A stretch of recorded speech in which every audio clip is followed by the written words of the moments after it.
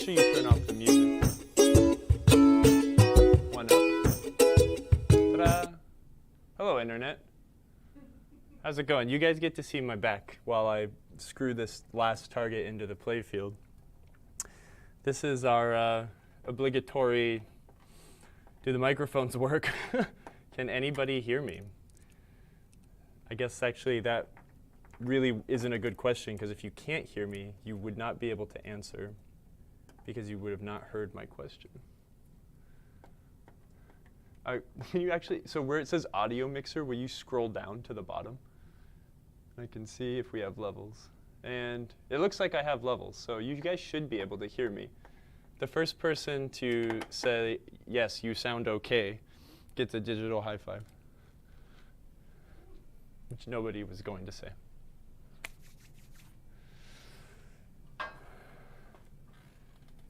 Colin Baxter says, hello from Mexico. Wow, you lucky son of a gun. Colin, since you're here, can you hear me? Is my microphone working? Can someone tell me if I'm audible?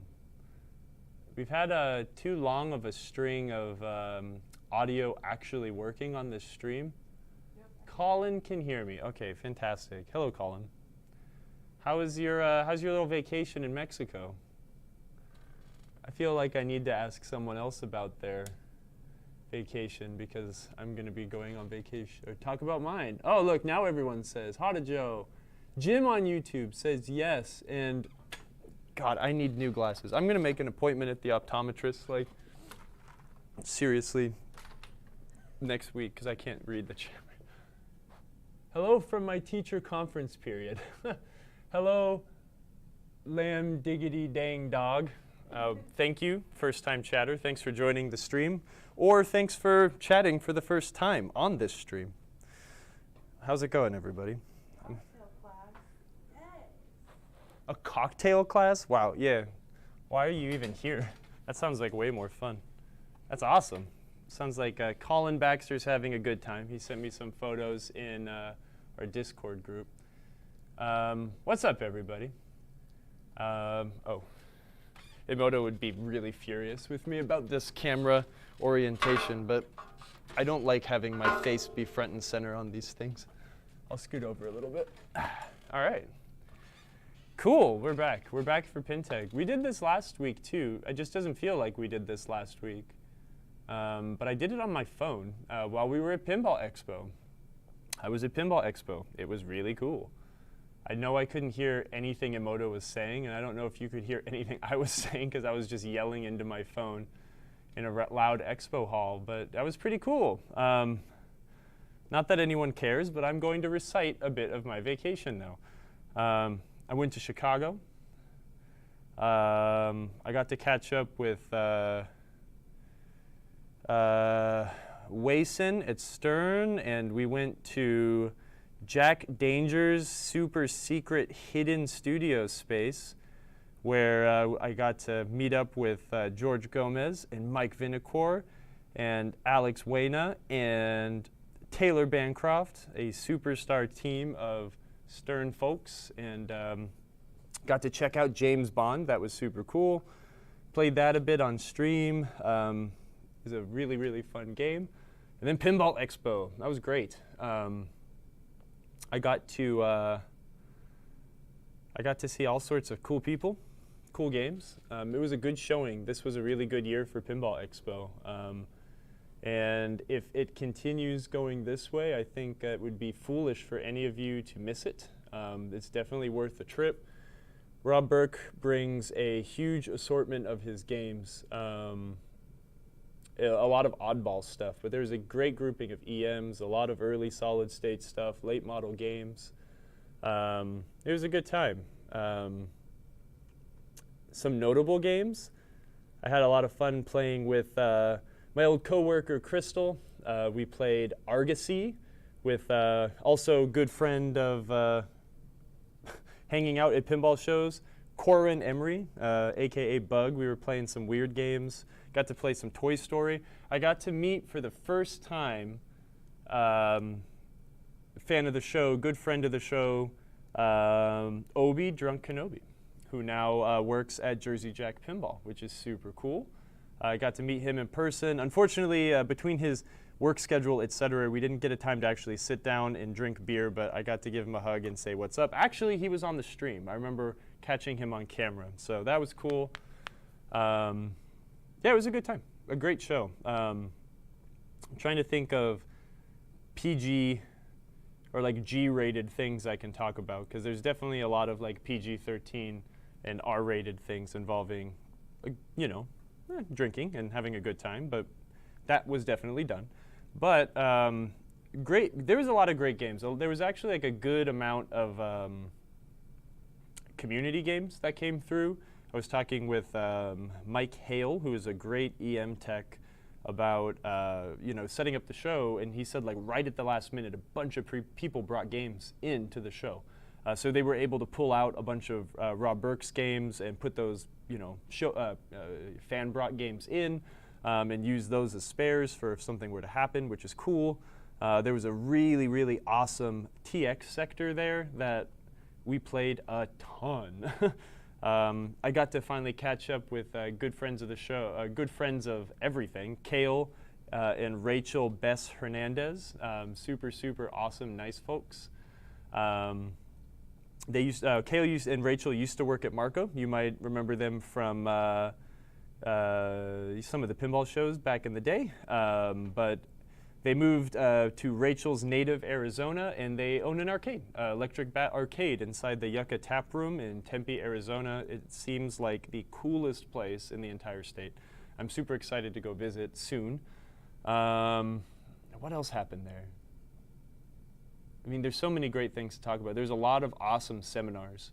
There was a really fun seminar with Warren Davis and David Thiel and the fellow who did the art all about Qbert. That was really fun. There were some great pinball seminars. The Insider Connected one was awesome. The one with Gary and Seth of Stern Pinball was really cool too. The Insider Connected panel was fantastic. I missed it because I thought it was the day after, but there was the How to Market Pinball to People Under 35 panel done by the awesome folks behind Nudge magazine. Speaking of which, I got to hang out with Doc behind Nudge.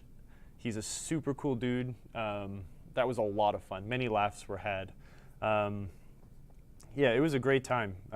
So anyways, fun show, lots of cool people. You should go.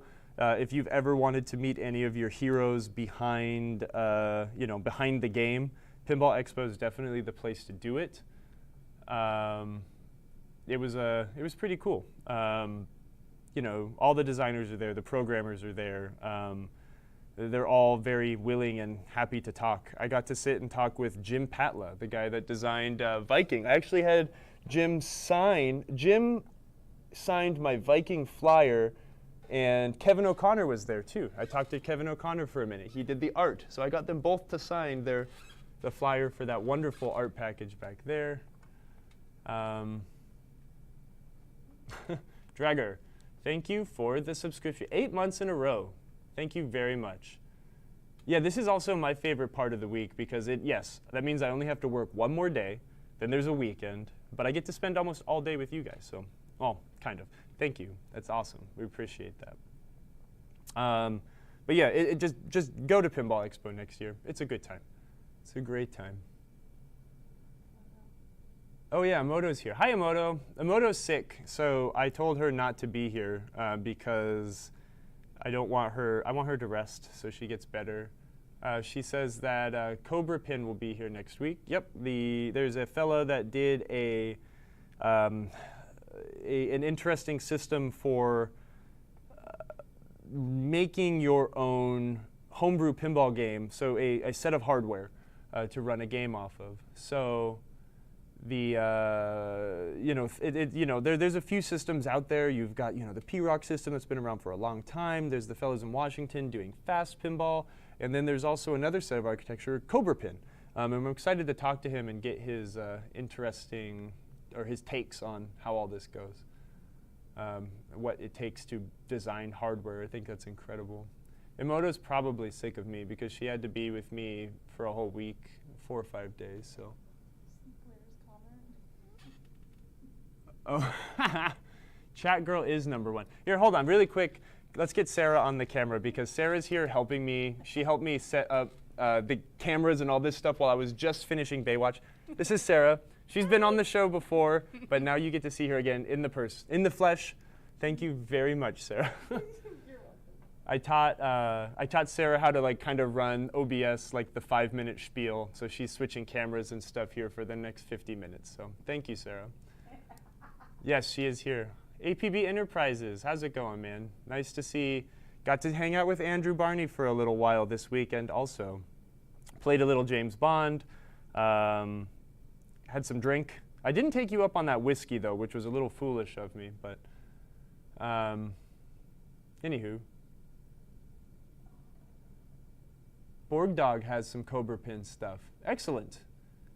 Yeah. Wild Man, hello. Thoughts on Bond? Let's talk about James Bond at the end of the show. If you'll stick around for until the end of the show, I'd love to talk about it more. If you won't be here till the end of the show, it's really good. Andrew, we had a great bartender at this show, and I believe Andrew probably took advantage of that. Also, I know some folks from Stern sometimes tune into this show live. Sometimes they tune into it afterwards.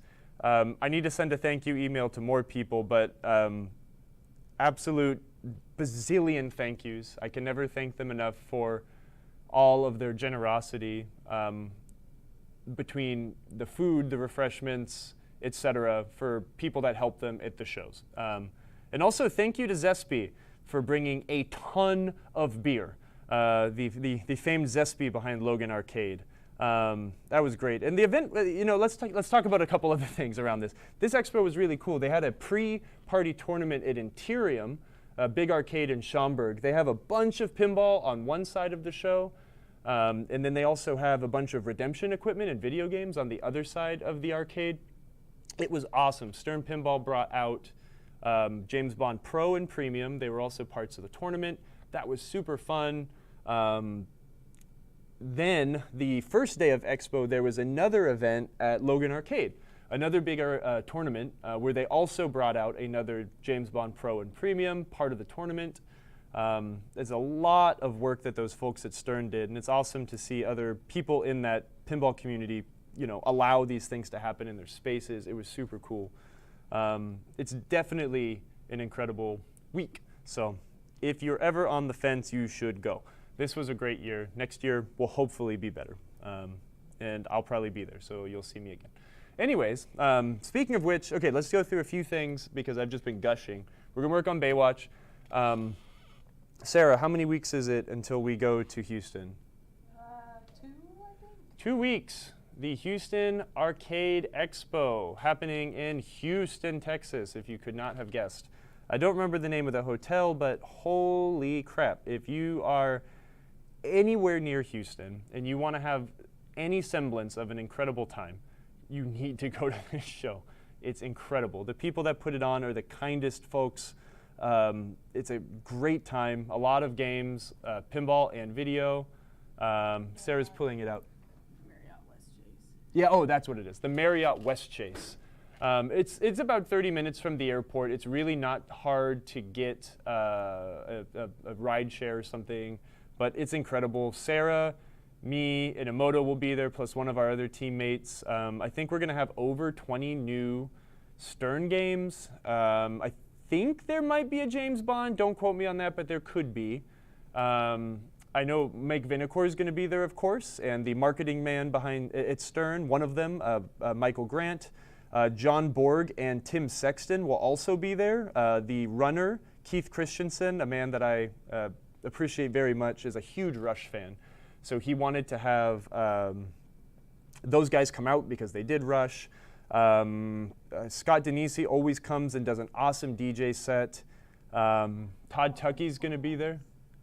Oh, fantastic. Yeah, this will be the first pinball show with James Bond. Emoto just confirmed.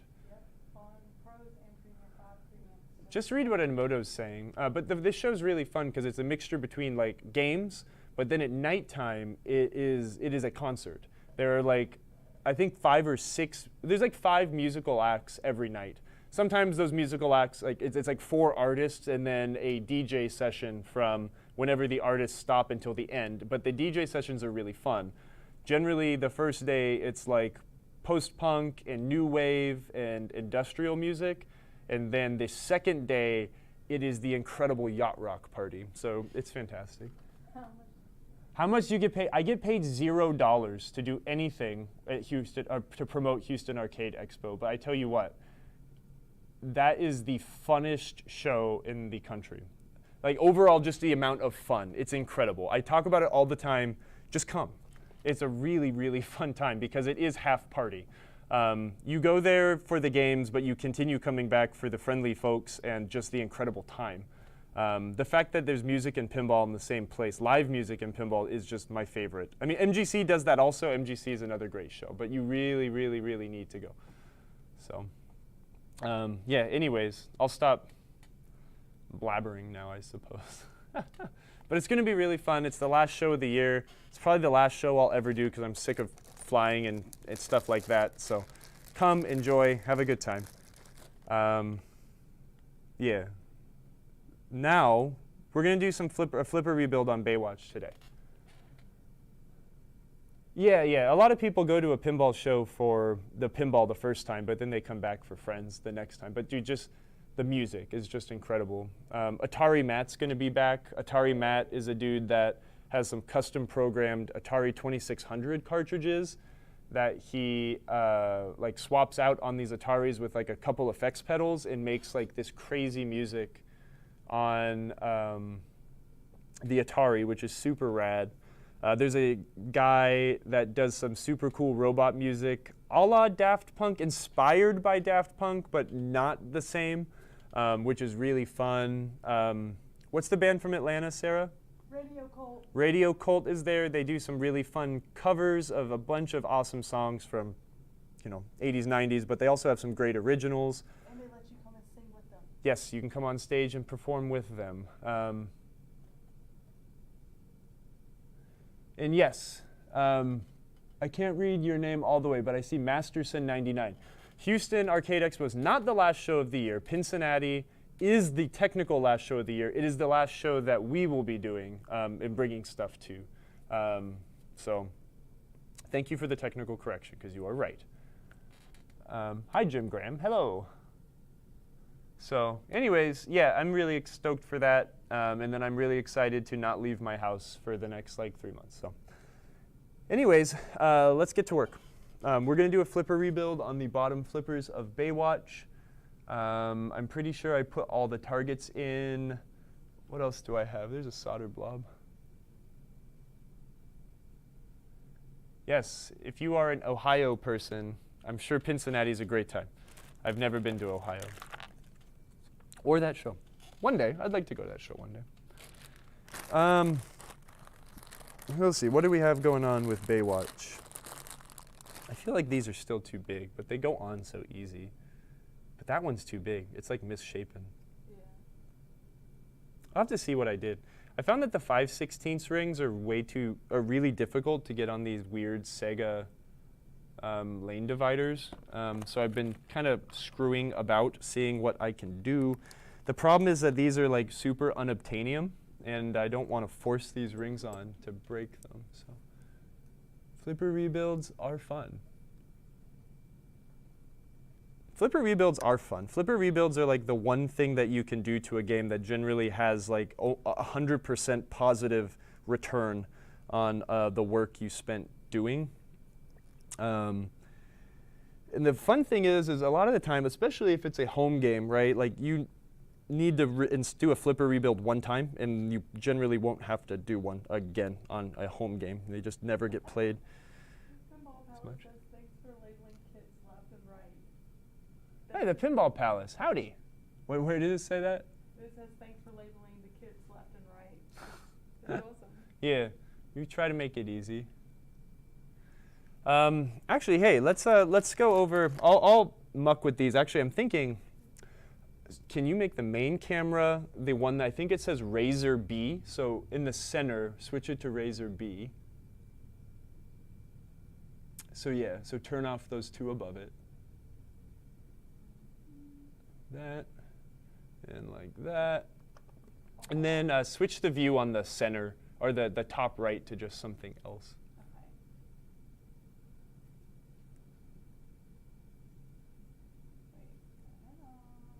Perfect. All right. Let's actually look at this. There might be a, well, okay, it kind of doesn't count with the Stern or Data East rebuild sets, but let's go. Oh, wait. Oh, yeah, these are weird ones. Okay. There's a left and a right technically for the spring holders, but there's a trick, the way that, my stupid way of remembering how to tell a Williams flipper pawl left and right.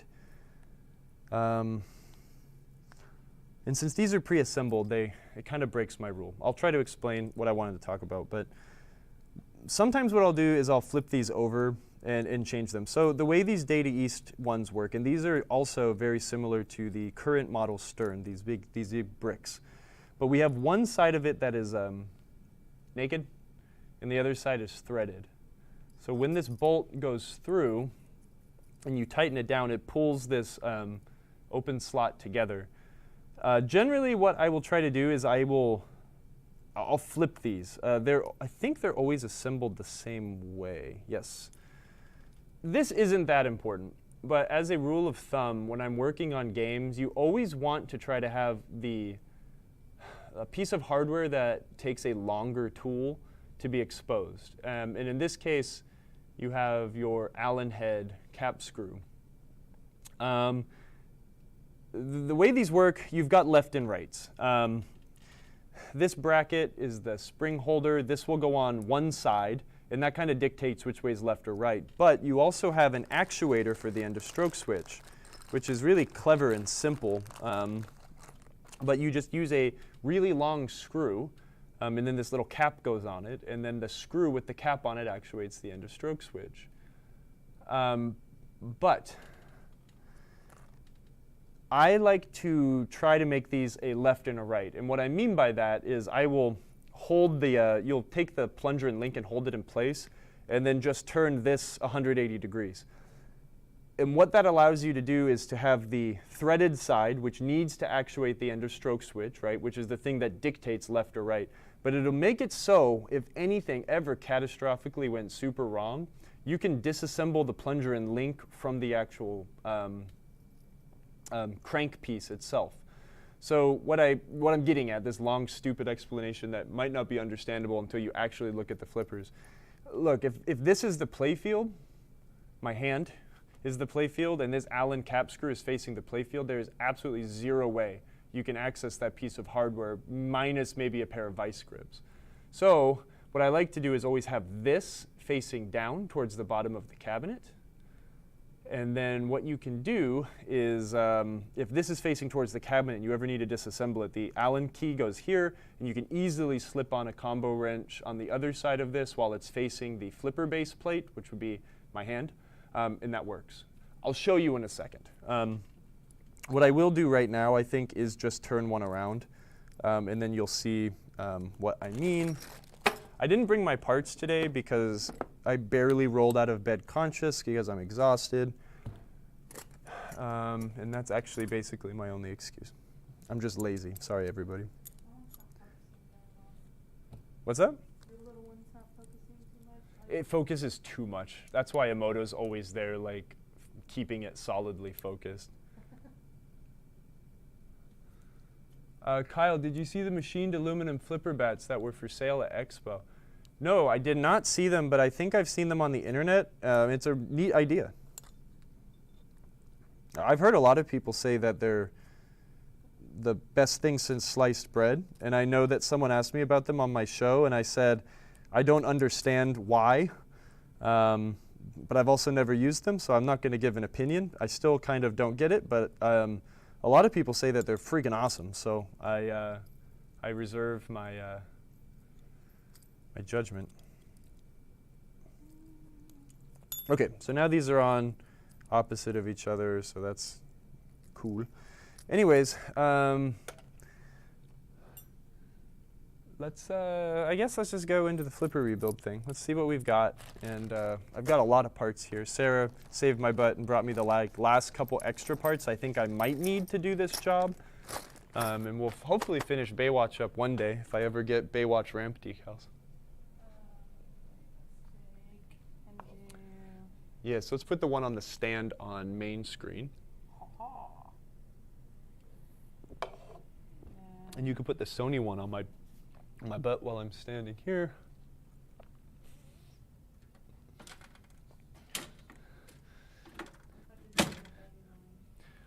The baby one would be useful too. This is going to be hard since I don't have an Emoto here to like have the camera like exactly where it needs to be, but I will bring the small camera over and to first thing to like show some of the reasons why I'm going to rebuild the flippers. Look, and a lot of the time I won't. These ones really don't need it that bad. This one does. The right side's foobar, but the left side's okay. But look, this kit's like 50 bucks, maybe a little bit more than 50 bucks, but it's really awesome to be able to just get this done, and then you'll have a really fun experience while you're doing all the work. Can you reverse those, Sarah? Yep. Put the Sony in the top right, and then the one in front of the flippers in the big thing. Jim's Arcade said they had a pinball machine set up with him at his stand. Definitely made an impression after a couple flips hitting ramps perfectly. Dang. I'm sad I missed that. No, it's fine. So center view, turn on. Oh, because you have them all off. So there's a layer behind all this stuff that has the Sony camera there. Just in case you turn them all off, there'll always be something. So hit the middle one, the pile. Oh, it looks like you have both of them selected. So click, oh, never mind. Go down, down, down. Down one more. Hit that one. There we go. Okay, perfect. Yeah, that's good.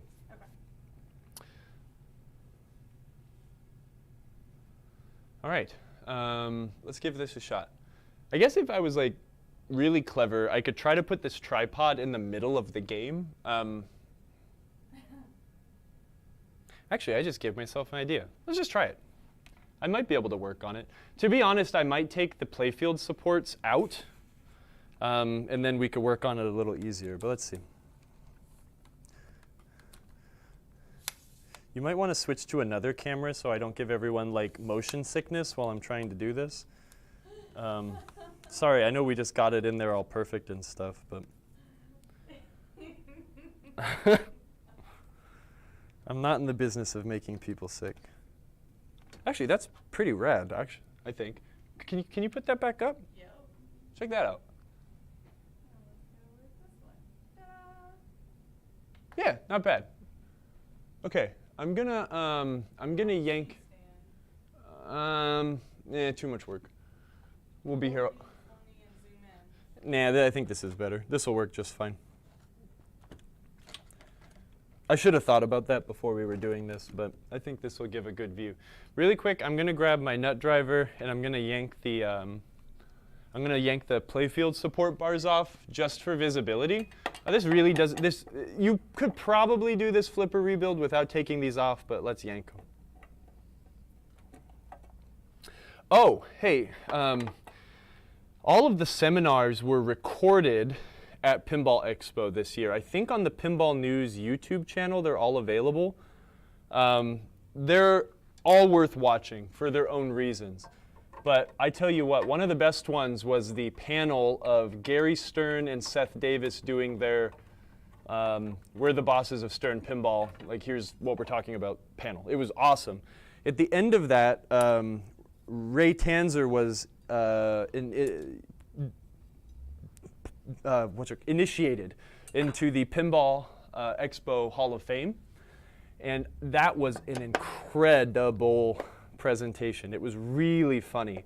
Gary and Ray have been working together for a long time. Ray designed a lot of games at Gottlieb back in the 80s. And then he came to do like project management stuff at Stern. And there were some hilarious stories. Look up a game called Utterly Tickets. And that is spelt like udder, like cow udder, Yes, that is exactly what it's about. And if that makes you go, what the hell, listen to that panel because it's hilarious. Also a really awesome person and deserves that recognition 100%. Okay, I think we have a pretty good field of view here, yeah?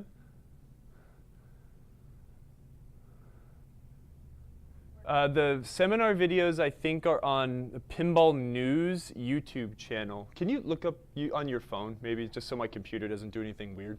Yeah. Okay.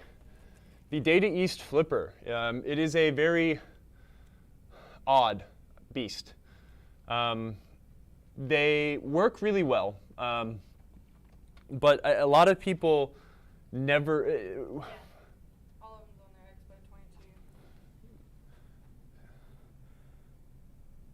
Yeah, okay. Yeah, Emoto, can you link the Pinball News YouTube channel? They're all up there. The Data East Flipper suffered from lazy operators or homeowners that did not get the correct parts when things would wear out. A lot of them are finagled together every way till Sunday, but it is a really robust flipper unit. They will work until they are on like their last, thread of twine hanging off the side of a rope and work okay. Hanging off the side of a cliff. They'll work okay. So they don't exhibit a lot of signs of like really, really patheticness, pathetic flipper performance really quick like the Williams ones will. Also kind of like the modern Stern ones are too. It's basically the same unit. They haven't changed much. These flippers do have an end of stroke switch. This is not a high current end of stroke switch. This is a standard end of stroke switch with a small, it is a standard like solid state flipper end of stroke switch. So just a small contact that is there to let the computer know, or the flipper boards know that it's end of stroke. What will happen, I've said this a million times, but I'll say it really quick. If you're in multi-ball cradling a ball comes and hits the flipper and it starts to close. When that switch then becomes closed again, the flipper board will re-energize with its power stroke and hold the balls there. If that end of stroke switch was not there or broken, it would just collapse and you'd lose your balls. So, Fliptronic, hello. I got to see Jordan very briefly and Bex very briefly at Pinball Expo. They were part of the crew that went over to Jay Brand's Flipper, or Pinball Olympics. I'm not going to tell you what the Pinball Olympics are. You need to go look for yourself. It's insanely awesome. What we're going to do, we need a 5/30 seconds Allen key or a T. You can't really get a T handle in here, so an Allen key is going to be your best bet. We're going to yank that off. These end of stroke switches look fine, albeit a little dirty. I am not going to replace them. We will just clean them, and to clean them we will either use a Flexstone or a business card just to wipe the schmutz away. The original piece of hardware, I believe, on these flippers is a 1/8" Allen cap screw on the back, similar to the Williams. So I will bring my Allen keys over here as well. But the first thing we're going to do, I'm going to loosen the flipper pawl. This one's not so bad on the left. Let me look at the screen here and see. I'm going to bring it in a little closer. So what I can see here is we don't have a ton of free play. It's actually okay. This one's pretty tight. I don't know if you can see. Well, my fingers aren't clear, so you can't see. But you see how the crank pawl here? No, I've got it. You see how we've got a teeny bit of movement before the whole thing starts to move? That's a teeny bit of free play. That won't translate to a ton of weakness. Oh, hold on. There's a bunch of stuff. So fun. Eternal Grimmy. I don't know what you posted. Oh, OK, great. You posted what I was asking for. You rule. Pinball Wiz 45B. Howdy. Yes, I will be coming to Houston. I can't wait. Yeah, they had, Bex was at the Bells and Chimes booth. That was super cool. Pinball Wiz 45B. Question on Led Zeppelin. How easy is it to access the spinner switch? seems like I have to remove a whole bunch of objects. If you're talking about the premium one, you do have to remove a ton of stuff to get to that, the whole Electric Magic dealio. So let me also do this a little bit. If I can lean it in, perhaps. Oh, check this out. I'm just a camera whiz. Moto should hire me to be her camera operator. No, just kidding. I'm an idiot.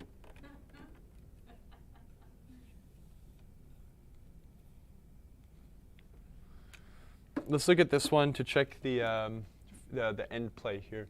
This one's super screwed up. Look at all that. So the best way I like to do to check this is to hold the plunger in place. You see that? That's a lot of play. We have play at the roll pin, and we have a lot of play here. I mean, what that does, again, is, you know, this thing needs to overcome a lot of slop before it can start moving the flipper at all. It seems like not much, but that really will translate into a super, super weak flipper. Unfortunately, I didn't get to go up to APB Enterprises when I was in Chicago to wind my own slightly hot flipper coils for my Baywatch, but I will be requesting and purchasing some soon. I've heard that they make a good upgrade, and I'd like to try them. They're just a teeny bit stronger. They're not as strong as like stepping up to one more hot coil, but they're a little bit stronger, and they will make this game play like butter. But it should play like butter with the correct coils, but we'll see.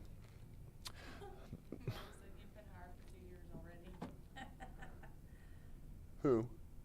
About being a cameraman. I'm about to say. Oh, Pin guy, howdy. I guess I do.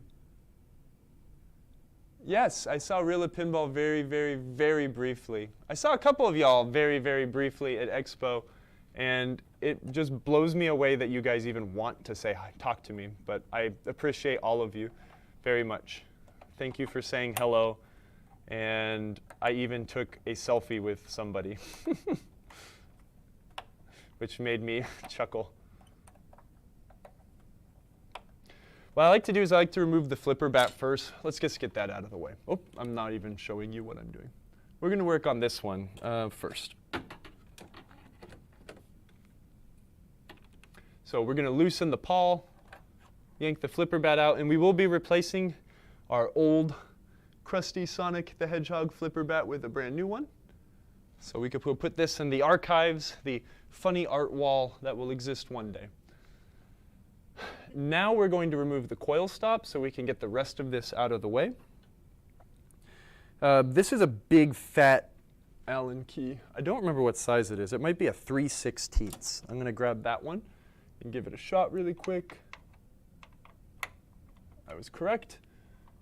This is easier for a lot of people to do with the playfield down, but I am long, so I am going to do it like this.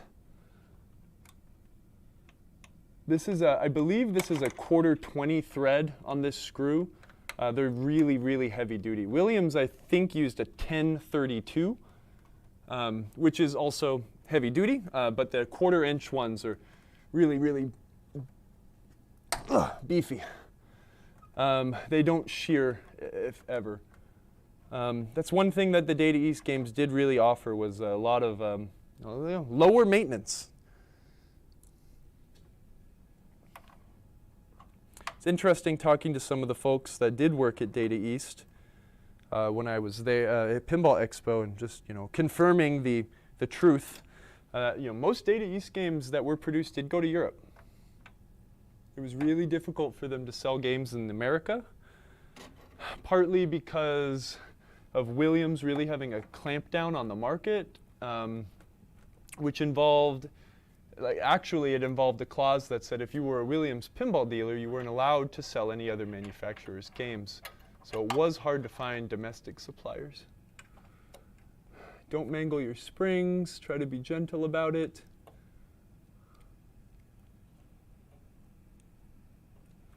This one's actually closed up pretty good, so I might need to open it a teeny bit, something I don't like to do, but I will try to bend it back close. There we go. All right, this is actually decent. I might save this. and put a note on it of where it came from. Data East did use these a lot for diverters and stuff like that. This is a perfectly fine diverter pawl. Maybe not a perfect flipper one, but there's no use in only rebuilding one flipper. Do both at the same time. What? Fliptronic says he wants all the 1930 pins. If you know of any that are for sale, pre-war pins. I'd love some pre-war pins. They're really cool. I'm glad people like pinball that exists after 1990 now, because there's a lot of great games.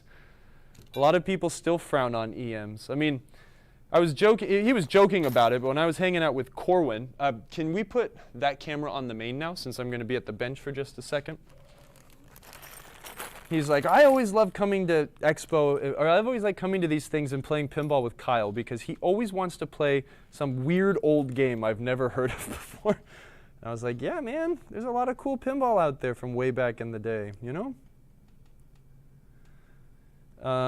So let's see, I need, actually, do this. Put the handheld cam on the main screen, please. And you can put whatever on the top right. I'm sorry. Being a goofball.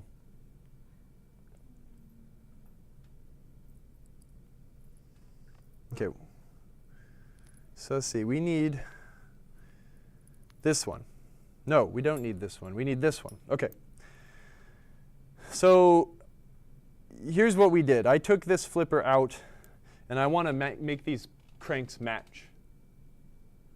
Remember I was talking about putting the piece of hardware that requires a longer tool out. So here's actually a funny caveat. The original Data East used a hex head and then a nut. These are kind of universal. You could use this anywhere, because you can easily get a hex head wrench on the underside where there's not a lot of room to get things in and out. Since this replacement part uses an Allen cap head screw, if this was facing towards the playfield, it would be impossible to take apart in whatever situation that arises that you may have to do that. This is me being super, super neurotic. But I want to make sure that if that ever happens, this is easy to take apart without bolt cutters, etc. So I'm going to make sure that the piece of hardware that requires a long tool is facing away from the playfield. This does not need to happen all the time, but this has happened to me on location, and I'm neurotic about these things. So we're going to remove, we're going to set this up. Let's look at the anatomy here. We have a small bent piece of sheet metal which captures the spring and allows you to hook the spring up, which is then a part of the flipper base plate. You will find on a lot of older games that these wear through. Look at the way that the spring carves a little groove into this piece of metal here. This happens sometimes where it will wear a groove all the way through that hole, and the spring will just fall off. And you'll get a complaint, my flipper doesn't return back to its place. Well, sometimes this will be the culprit, so it's a real easy fix. So let's make sure we set this up the same way. Hi, Jaded. Welcome to the stream. Nice to see you. Thanks for making fun of me while I was playing James Bond in Chicago. Because I'm sure you were, just like everyone else.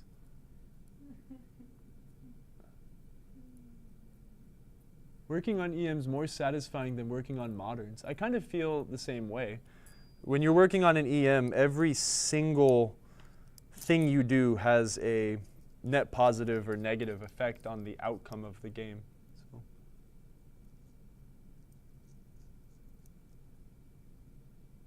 Yeah, who wants free beer and empanadas if they come to Houston Arcade Expo and help us set up 28 new Stern games? Yeah, please. I think I have secured the opportunity. Someone said that it would not be impossible to get help, but I want to make sure that I don't have to do all that, because I can't. I will not get all of that done. I will pay you in beer and empanadas. That are amazing. Yeah, because I think Sarah and I will probably be setting up games. Michael Grant will probably be helping, but Andrew, come to Houston.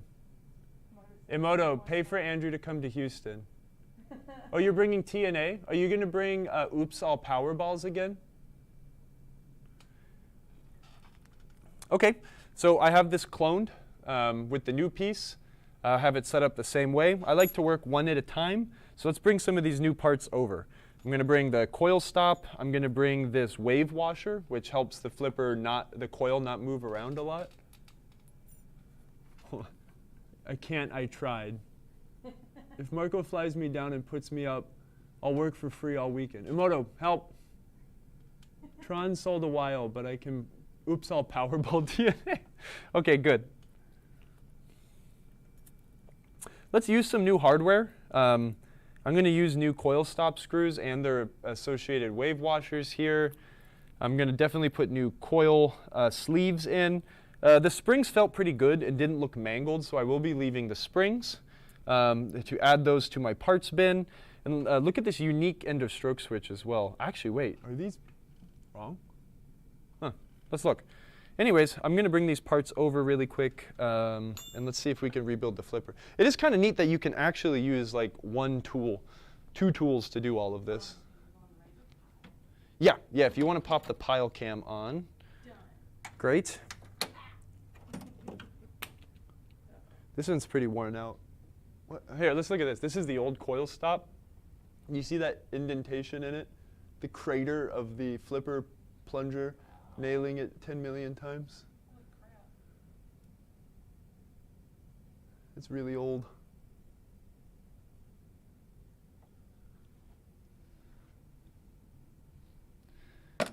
Okay, let's see what we got then.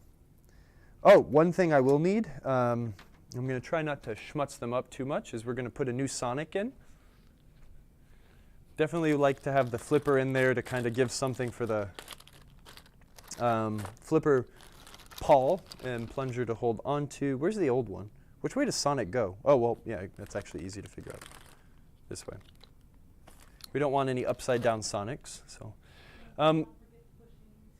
well, actually, let's talk about the bushings. I don't think I need to replace the bushings. Bushings do not wear. Well, they do wear, but generally when a bushing is worn out, it cracks and it's very apparent. I don't replace bushings unless they are actually bad. So let's actually get a tool. Let's see if this bushing has any cracks. What I'm doing is I'm putting a tool in the flipper bushing and wiggling it and looking for it to flex in ways it's not supposed to, which it is not. This bushing is fine. There's no reason to replace it unless it is cracked. Is the old sleeve stuck in the coil? Yes, but I also haven't really tried to get it out. It might not be like stuck, but it is still in there, yeah. We'll get the flipper bat in. We're going to get our new plunger and link. I'll slip this through here. And I'm going to push the flipper bat through the crank, and that'll just hold this all in place. Sorry, I was kind of catching up on the chat, like, what's everyone saying? The springs on these games are a little bit of a pain in the butt, but they also are really, really sturdy. Generally, you'll find the springs are all mangled here because people do mean things to them. But can you see how the end of stroke switch is attached right there? Do you see how the spring is held in place with that nut? That's a really good solution. It goes around a screw, so then it's just held in place downwards instead of making that bit of the spring stress and be part of like a wear point, right? So what we can do now is move this guy over here. Now that being said, let me go back about the bushings too. If I found that the bushing on the right side flipper was broken, I would be inclined to change this bushing out, Gesundheit, to replace them as a pair. But that being said, these Sega bushings, this era of Data East Sega, you don't often find super broken bushings. That is also like the reason we do not include bushings in our flipper rebuild kit, because generally everything else wears out around those bushings a few times before the bushing actually goes bad. Let's grab this coil here. So here's the sleeve still stuck inside. It comes out nice and easy. That tells me that this flipper coil is like absolutely very good. If it was difficult to get that sleeve out, that would give me, I would perceive that as the flipper has overheated at some point in the plastic bobbin. The bobbin is the plastic bit that the wires are wrapped around, has overheated at some point. And if that's overheated at some point, that might not have, the tolerances may be off, which will cause the flippers to drag, and we don't need any extra resistance. What are you lolling at? At Andrew Barney's, and he fit in the carrying container from Chicago. No! We need a full Andrew to come. Andrew, this would actually be a really incredible show for you to go to. It's really fun. We would all love to have you there, so Yes. Emoto, make it happen.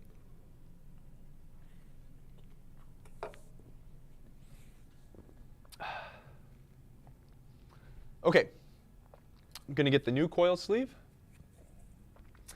Data East designed everything to work the way that became an industry standard, right? We've got the notch on the coil facing the side that is not the coil stop. We always want to put these on facing away from the coil stop if possible. Extra vibration can sometimes break the diode, which can cause all sorts of issues. Let's also clean this up a little bit. While we have everything apart, we can wipe off some of the nasty dust. When flipper is on and up, when a ball comes around the orbit and hits, what causes the flipper to bounce down and not hold in the up position? Make sense? Yes, who asked that? Okay, homegrown B-dub. What you just described is 100% an end of stroke switch that is either dirty or one of the wires has fallen off. What that means is that the computer cannot see, remember, because these are solid-state computer-controlled flippers, the computer cannot see the flipper start to collapse and then reapply the power stroke, which will hold the flipper up stronger. Check your end of stroke switches. With all the vibration that runs through this flipper assembly, a lot of the times the vibration will cause the wires to break off here. It could be fouled and dirty, or it could not be functioning the way it should, like opening and closing. That's absolutely what that is most likely to be. Pinball Magician, if the sleeve was semi-stuck, would you replace the coil? It depends on how stuck. If I could get it out using my thumb and then kind of prying it out, or using my, my tool, and then I put it back together and I try to run a plunger through it. If it feels okay, it's probably fine. Sometimes if I have to use my tool to get them out, and then you also have to pound the new one in and use a lot of force, and you feel binding, that would be a good time to replace the coil. It depends on the assembly. Some assemblies can easily work their way through some of that binding, and it will be okay. In a flipper, you would absolutely feel that, and it would bug you. It's a 50-50 thing. Sometimes it just depends on how stuck and how swollen the bobbin is. J.M. Masterson said, how'd you get that spring on so quickly? What, you mean after last week's episode where it took me a bazillion hours to get those 3 springs on? What's the trick? Let's pay more attention to that on the other one. This one's actually quite easy because what I'm getting the spring onto is very thin. Just replace them. Yep, you could have caused a problem. What game was that, homegrown B-dub? Let me know, and that I might be able to help pinpoint a little bit. But anyways, Electronics says double checked Houston hotel. We get in Thursday, so I definitely can help set up depending what exact time we get in. okay, when do we get in? Thursday? We get in Thursday morning at like what? We fly out. I think our flight leaves at like 7 a.m. I think. Oh, that's stupid. 7 a.m. That's inhumane. That's ridiculous. Whatever. Anyways, yeah, well, let's work that out. I would love some help. We have to put the coil sleeve with the flange facing the stop, right? So the flange will fit up against the stop. Electronics said, ew, 7 a.m. Yeah, that sucks. I'm definitely not going to be able to stay up super late. I'll be tired. That took a little force to get in, but it'll probably be okay. we'll get this up and in, center the flipper plunger. Then you got to make sure that you get that little bit of the coil sleeve, a teeny bit of coil sleeve that sticks out the end of the coil. You need to make sure it fits into that hole there. I've seen people try to install these where they're up a little bit and then nothing fits right. You need to make sure that it fits through the same hole that this flipper plunger is going through. Now the rest of it's quite easy. We're going to take our coil stop with the wave washer. This does not matter which way this goes on, the wave washer. Push it in. It's a little difficult sometimes to get this into the hole the right way, just because you do have to make up for that springing action, and the way that these flippers are mounted, they're really tall. Or it's really tall, so I can't see. I have to do it by feel. So sometimes you kind of have to compress the stop towards the rest of the flipper and do that. 7 a.m. is not early. It is early if I'm expected to work until midnight setting up 28 pinball machines and also fly. That's kind of early. It's a little exhausting. I don't know what you run on, Emoto, but I am tired and slow. Is there any grease lubrication for the flipper plunger shaft in the coil? 0, 0, 0, 0. You do not use any sort of lubrication on any part of the flipper at all.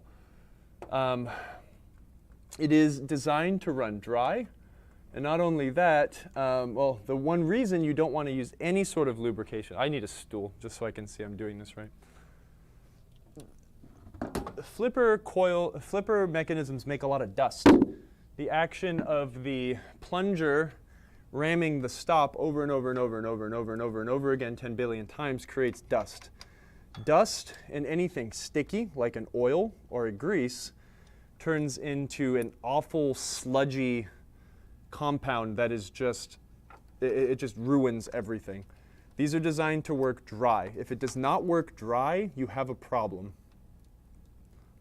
There are very few instances where lubrication is necessary on a pinball game.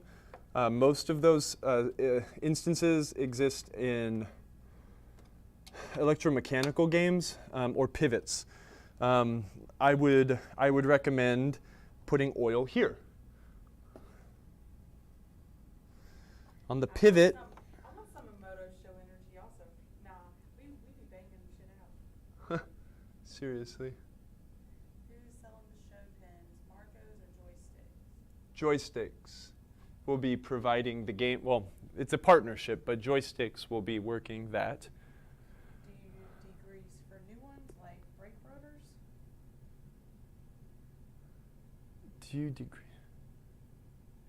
There is no grease on any of this stuff. I mean, they're totally clean when they are. They're totally clean when they go together, or when they come from the factory or where we get them from, and then they go back in totally clean. You don't need to degrease them and like really remove all oils. Just don't use any other sorts of lubricant on them. It's not necessary. Do I have a 3/16 T-wrench? No. Okay. So what I was saying though is like you would definitely use oil like this. This is a pivot. When the coil comes in, it moves that arm. It's just metal on metal. Using a little bit of oil here is a good idea. Anything where there's metal on metal pivoting, but nothing where a plunger enters a solenoid. Those are totally supposed to run 100% dry. You doing anything else will ruin them eventually. I had a customer who had a shuffle bowler. Shuffle bowlers are generally 6 players, and you can score into the hundreds of points. So that means that there is 20 score reels, right? 6 times 4, well, you know, whatever, 6 times 4. 6 times 3. 1, 2, 3, 4, 6, 7, 8, 9, 10, 11, 12, 13, 14, 15, 18 score reels. I had a customer, sorry, I can't do math today. I had a customer who brought it to us with every single plunger on this 1960 Chicago coin ball bowler, where he sprayed white lithium grease into every single plunger of every single score reel. I can't tell you how long it took me to do that, but a job that would generally take 3, 4, 5 hours to get totally done was like an 18-hour job. Dude paid a ton of cash. Abe Flips, hey. Thank you for rating us. Look at how lucky we are. Hello, everybody. Uh-oh. Someone ban that guy. Oh, here, can you click that, no, the other one, ban. Oh, wait, not Emoto. Oh, unban Emoto. Yeah, ban that person. There you go, and then delete those messages if it didn't already. Okay.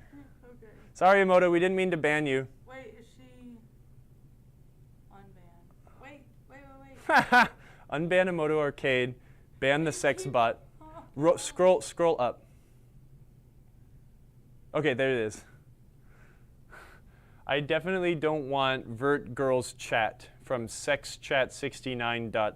Actually, I'm not even going to say that. Hello, everyone on the internet. We fix pinball machines. We do not condone weird sex bots on the internet. Okay, anywho, what I'm going to do now, really quick, is I'm going to try to start tightening this up. We don't want to tighten it too much because we need to finalize everything we're doing. What? I didn't mean to tell her. Everything was like going. Sarah's an expert now, but we accidentally banned Emoto in the chaos, but she's back. Oh my gosh. Don't feel bad. All right, I'm gonna screw this cap down a little bit. This red cap will you'll create your own threads with it when you start screwing it down on the screw.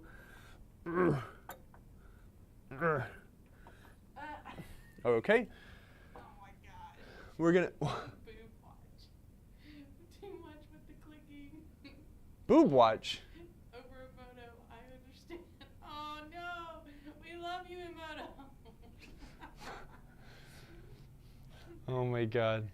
Oh my gosh. Homegrown B-Dub does say that this end of stroke issues on his Lord of the Rings. Yeah, that'll do it. Give it a shot. What you can do, well, actually don't do that. Just make sure that it opens and closes correctly and that all the wires are soldered on the right way. So, what is the expected life of a coil, and is there a bench test for them? Coils should work forever. There's no reason why they should fail, but they can, generally because other things fail around them. Technically, you can measure the resistance of a coil, but what I usually will tell people is, no, there's a ton of pinball innuendo here. We talk about plungers and balls all the time. Yes, humans can destroy them all the time too, but coils are generally good until they aren't. So it's, if it's working, it's probably fine. Don't spend a bunch of time on it. Could crossing a wire do that too? Maybe solder on the wrong ends? No. Oh, wait, for your end of stroke issue? No, because the switch is just opening and closing. The switch is closed, and then when the flipper's at the end of stroke, it opens. So if you soldered the wires on opposite sides, it doesn't matter. Yeah, the wires don't matter where they go on the end of stroke switch. For this instance, for your Lord of the Rings, it won't make a difference.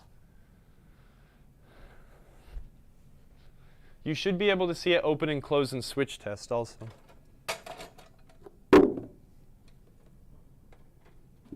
If it was an older game, there could be a different issue. This game uses a special circuit board that controls the flippers, and you could have a bad driver for the hold winding, but on Lord of the Rings, it's done a lot more elegantly on the driver board.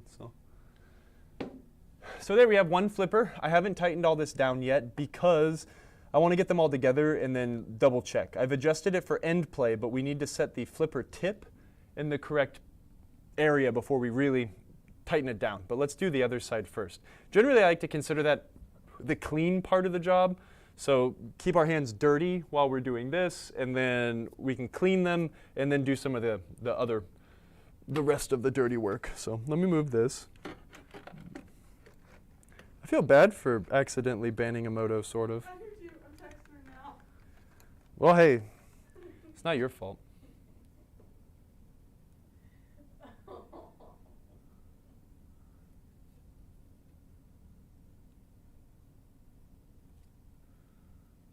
Okay, Here's the other side.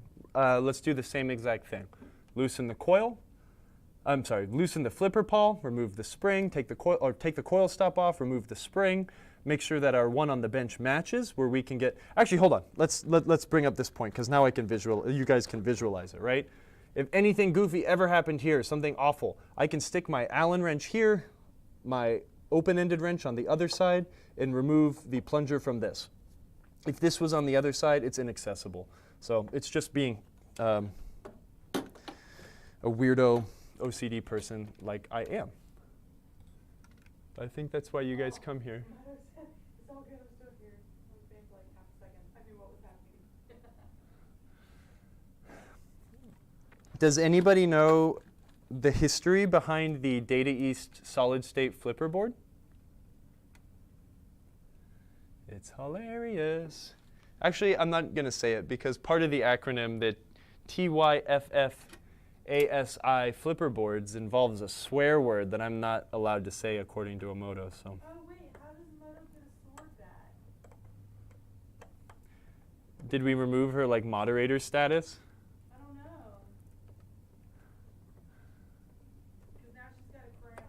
Crime gaming. Yeah, I think that I think the sword is moderator. So when we banned her, it might have stripped her from that. That's something I don't know how to do via chat, but I can do it via like Twitch. So. When you ban someone, it removes moderator status. Yeah, well, hey, she should have been on top of banning that person. Then we wouldn't have had to ban her. No, I'm just kidding. You stole my sword. No. Oh, thanks, Jaded. Can you do that? What? All right, yeah. So /MOD, and then space, and then type Emoto Arcade. Yeah, perfect. So you can just click that and then hit enter, and now she's a mod again. OK, I think that works. Thanks, Jaded. Jaded is one of Jack Danger's mods. So he is. They are very used to dealing with insanity and being a Twitch mod. So, right? Am I right, Jaded? I think I'm right. Yeah, and you're right. You should be able to right-click. We're using a chat interface with OBS, and I'm just not sure how much of it is integrated with that. Nice. Oh, I need to mod ReStreamBot again too. Did we ban ReStreamBot? I don't know who did it. I don't know. Andrew, you're a mod. Why don't you do it? Hold on. Lazy mods. I got it. Boom, done. Good job. Sarah needs to be a mod. Sarah is a mod now. She's actually like mega admin. She's like the boss. All right, these quarter 20 coil stop screws are awesome. They come out super easy. I can't believe I'm working on a stool. This is awesome. I'm going to take the coil stop out. Let's inspect. Got our wave washer on there. Look at that. Look how pitted it is. Wait, she said that's not my sword, that's an work blade. Where's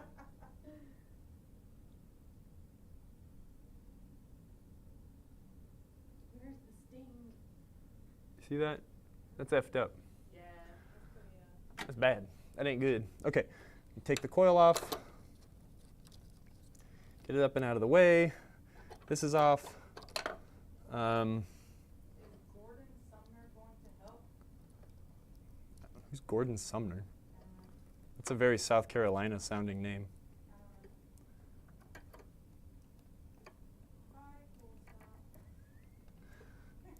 I'm going to try to do this without mangling the spring again.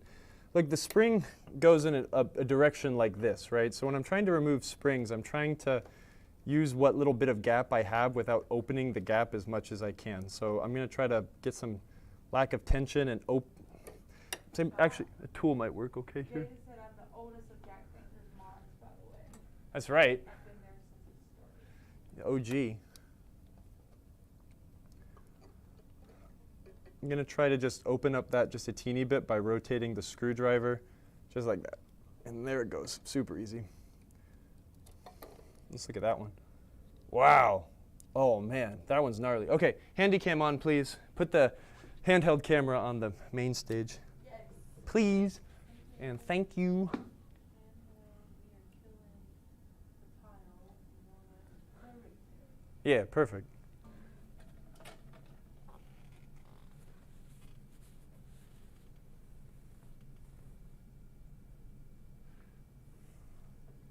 Look at that one. Remember how I was saying, wait,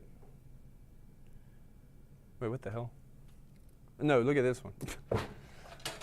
Remember I was saying that the spring can wear through and then pop off this bracket? Look at that one. Oh, back it up a little bit. There you go.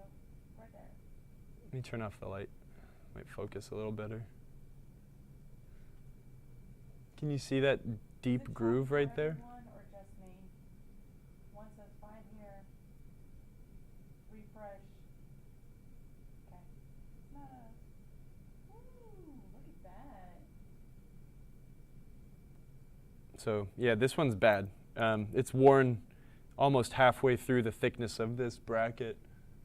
So that one probably would have lasted a little while, but not too long. It would be, it's not long for this world. So that's how the springs can definitely fall off these things super easy. It's good to replace. So, okay, we're gonna set this one up also. Let's get the spring retainer bracket installed here. Goes like this. The screw goes to hold it in and threads into this side of the crank. We can tighten it down. Let's do this while this is off. I can put the cap on, and like I said, you can kind of thread it on. It's a little harder to do when it's on the game, so let's. My little brother be watching. Wow, that's crazy. That's one heck of a groove. That's it. Yeah, that's a gnarly one. They it's an annoying problem with these games. Popping the flipper button off. Fishtails. That was magical. Let's get this and this and this. Look at this flipper bat too. Wow. Look at all those stress fractures in it. Yeah, the light is really good too. There you go. This is most likely the original flipper bat. It's very discolored, but these cracks, and you know, that's when flipper bats crack in half. You can see they're both kind of leading to the same place where it's very weak down here next to that structural rib. Back it up a little bit 'cause I can't see that. Oh, whoops, my bad. I just replaced all 5 TSPP and 2 TSPP, it's the Simpsons Pinball Party. That game has a lot of flippers. Yeah, it's always worth replacing those things in pairs. Also, I always like to joke and just say they get jealous. If you replace one, the other side gets jealous and then it wants to break. So it's worth replacing them both at the same time. And also, they don't look right. Kind of like how I was talking about the switches. If I replaced one of those stand-up switches, the other, it just wouldn't look right, right? The colors won't match at that point. Let's do the bushing test here. I'm going to take this. I'll take the old flipper, actually. We'll take the old one, put it in on this side, and we're going to bend the bushing around, up, down, left, right, you know, every direction, and look for a crack. Generally, they're going to crack around the portion of the mold where it goes from flat to going upwards like this, or it's going to crack around one of these screws. This one's also just fine. So again, there's no reason to replace a part that is not broken. You know, I always, even though I can say things like, oh, it's worth it to do things in pairs, etc., but this is not broken. It serves one purpose, and there's no signs of failure. So it is a waste of time, money, etc., to replace that part when it will potentially just work forever, right? So. I'm curious because a friend made a huge deal out of it. Do you need to replace flipper bats when you rebuild flippers? No. Well, look, I won't ding anybody for not replacing a flipper bat when you rebuild a flipper. But again, it's one of those things where you take it out and look at it, right? This flipper looks absolutely fine from the top, right? It doesn't look super bad. But when you actually take it out and start looking at it, you can see that not only is it ugly, but it is starting to crack. You know, you'd be a fool not to replace this flipper when you took it out. if a flipper looks fine, there's no reason to replace it. It is part a cosmetic thing or not, but just inspect it, see if it looks okay. But I wouldn't do it unless it really needed it. Rampamatic, hello. And make sure this wasn't Steve. Oh, shush. Look, you can do what you want. I personally, I wouldn't replace it unless it really necessitated it. That being said, a lot of the times when you are rebuilding flippers on a customer's games, they've sat in a basement or a garage or something like that for a very long time, and they will necessitate that. If it's a well-loved game that you just want the flippers to be snappier on, if the flipper's not bad, you don't need to change it. What about the coil sleeve? Does the Sega have them? Yes. All coils, generally as a rule of thumb, every single solenoid will have a sleeve. And yes, absolutely. I mean, honestly, depending on like the location, maybe not at your home, but like, you know, if your game's getting a lot of play in an arcade or something like that, I mean, shucks, coil sleeves are inexpensive. You know, just if you're taking it apart, change it. You know, if it's really nasty, just change it. The flippers, though, not so much. Clean off all the old dust and dirt. Yeah, just try to make it look a little better. Let's focus on the spring for a second. I can kind of show how I got this on. Identify the side of the spring that is open. The side towards the top of the playfield is open. We know what the spring needs to do. It's much easier to get a spring on than off, right? And we know how it should be hooked up, right? This should loop around here and it should live like this. The open end of the spring should be in this exact position, right? What I'm going to do is I'm going to kind of get it on there sideways. Hold on, let me see it. Does Marco sell a big old bag of coil sleeves? We have several different kits of all kinds of coil sleeves. Yeah, I don't know if we actually have like a big bag of coil sleeves, and we really should. But for some games that like the coil sleeve bill of material is known, we have like, you can get a coil sleeve kit for your Twilight Zone or something. In all honesty, like there's only a few, there's like a lot of specialty coil sleeves, but you need a lot of flipper coil sleeves, you need a lot of like standard bobbin coil sleeves, but then there's a lot of like oddball ones. But no, yeah, maybe we should, just like 10 of each, you know? Yeah. Daniel, how you doing? Look, just the way to do this is to just not be a monster when you're putting it on, right? You can open it up just a teeny bit. Slide it around. What I'm going to try to do here is rotate. I've got like the springy side of the spring pushed up onto the other side of this bracket, and now I've kind of got the open end angled, and I can easily come up here, push it through the hole, and it's as easy as that. So springs, generally, you'll have the coil, and then you'll have the open end of the spring, kind of like this, right? The open end being my finger poking up one side. God, I can't get the... The Pinball toolkit, I don't know if that's still a thing, that included a nice amount of coil sleeves and a few fuses. Yes. Yeah, we still have that up there. I don't think it's just on the front page of the website. Pinball Rob, howdy. It was great meeting you last week, mate. Cheers. But yeah, I mean, maybe it's just because I'm embody an old man, but when you work on these things enough, you kind of figure out what you need and what you don't need, or what you can work with, or what common, you know, the certain sizes of things you need. I don't remember the part number for all the coil sleeves. I mean, they're all, the Williams part number is 037066-length. And generally, I think the -5 is the one for the flipper, so the one that is this size.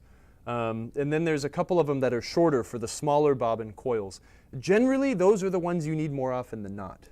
This is very weak. You see this? You see how this is only holding on by a few strands on the orange wire? It might be hard to see. That's actually really crappy. So before I put this back together, I'm going to fix it right now. Those are the other important things to do while you're in and working on devices, right? Like once we tighten these up, we're going to make sure that the end of stroke switches are gapped well. work correctly. I'm going to get in there with a business card and wipe all the schmuck off of the switch contacts. It's good to have some spare parts. Oh,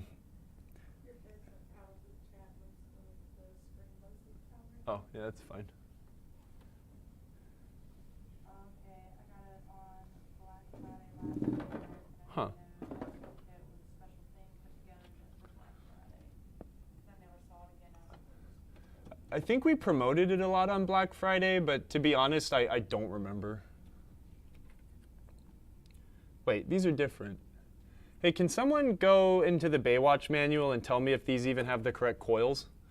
The left coil's 5030, and then the right coil's 5020-30.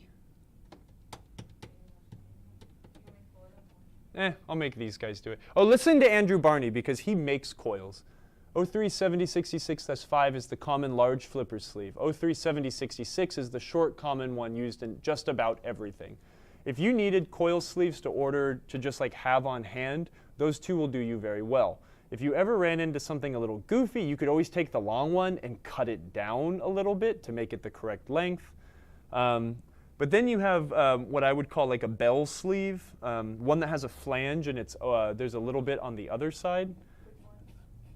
The ones that Andrew posted right above you, Pinball Rob. I'd like to be drinking also. Yeah, the 037066-5 and the 037066. All the rest of them are just like different versions, or maybe a little bit longer. Maybe there's some applications where like having a lot of overhang in the coil sleeve might be good to help center a plunger. So the engineer might call for one that's a bit longer, even though it is a standard like A bobbin coil, which would take a 037066 sleeve. Those are the ones that you'll need most of the time. Those will cover your pop bumpers, your slingshots, and your flippers.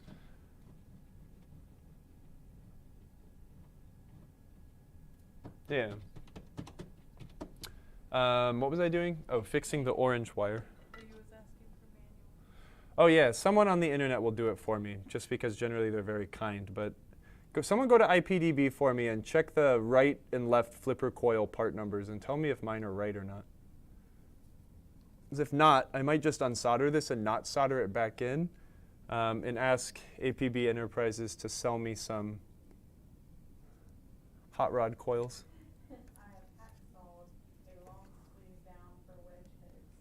Oh yeah, oh for sure, and there's nothing wrong with that, you know. I'll take flush cutters to them and then hit them with a file, clean up the edge, and you know, when you need a sleeve that you don't have, you got to make do somehow.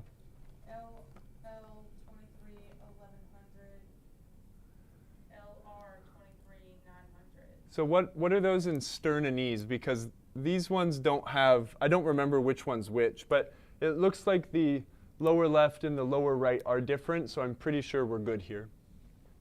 On the newer Stern flipper coils, Stern actually does put the actual windings of the coil. So, you know, like, okay, let's think about this, right? Williams and their coils generally the part number would include the actual buildup of the coil. So an AE 23800 is a 23 gauge wire wrapped around an A bobbin 800 times. The Stern part number is actually just a part number, right? So 090 is Stern's prefix for a coil. 5020 means one thing, and then the -30 means something else. The other coils, the real common 090, 5030, 00, that doesn't tell us much. But on their more modern wrappers, they do have more descriptive writings. On these are original, the Black Beast coils. So this one down here, like on this slingshot, is an 090 5001-02. And then it says underneath that 23800. So I could use a Williams 23800 coil in place of this if I needed to.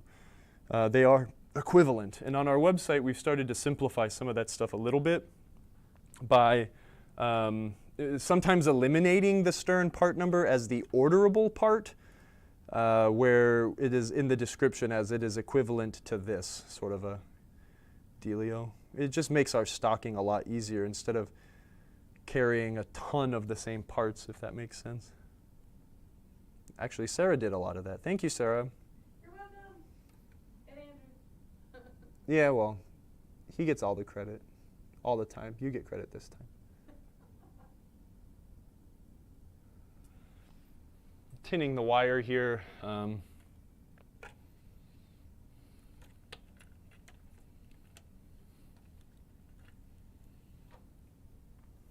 Try to solder these together really quick. Yeah, it's going to be impossible to get on the camera. I only have enough. That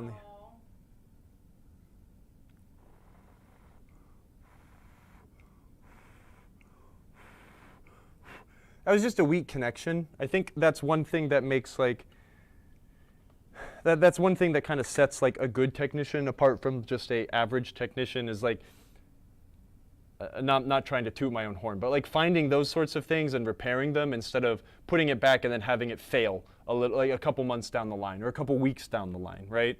That was, you don't want to come back for a service call after you just rebuilt flippers and to find that, oh, the coil I was just working on just failed because wires fell off. That's sloppy and annoying, and you just lost all your profit because you should never charge someone to fix something like that when you were just there. That makes you a jerk. I don't want to be a jerk. Look at all those coil numbers. Tracy, what's up? Toot it, toot it. Okay, I'll toot it a little bit. I am okay sometimes. Tracy, I'm super stoked to see you in Houston. Yes. Me and Taylor and Vinny were talking about how awesome you are and how we wish you were there when I was at their house. Because then it would be like a super rad party where the fun don't stop. In the most incredible city in Illinois, Chicago. I rode the train a ton when I was in Chicago. That was really awesome.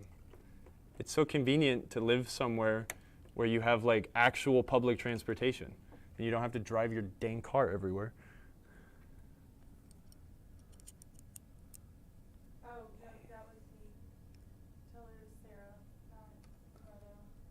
Oh, it was Sarah. What did I say? No, because I was like, yeah, in the background. Oh, no, that was Sarah, not Emoto. I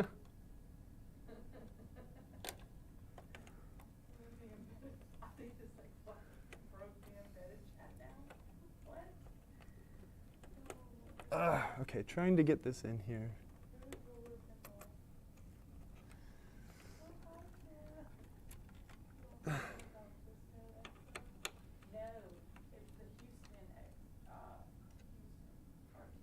Yeah, Houston Arcade Expo, not Pinball, Texas Pinball Festival.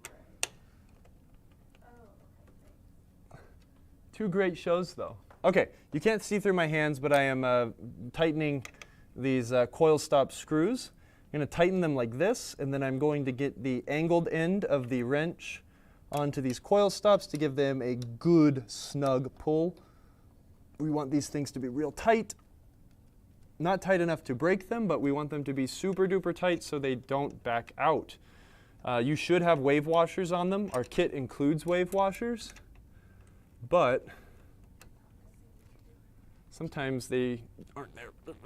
Nice and tight. Get those wave washers to hold them tight. I'm going to tighten the flipper down. The flipper, actually, you know what? No, I can go and wash my hands now because kind of we're doing clean work now. I don't want to schmutz up my flipper, so give me 1 sec. You guys just get to stare at nothing. You could probably hear me wash my hands, though. Yeah. Don't judge me if I don't wash them for long enough. I'm just trying to get all the dirt off.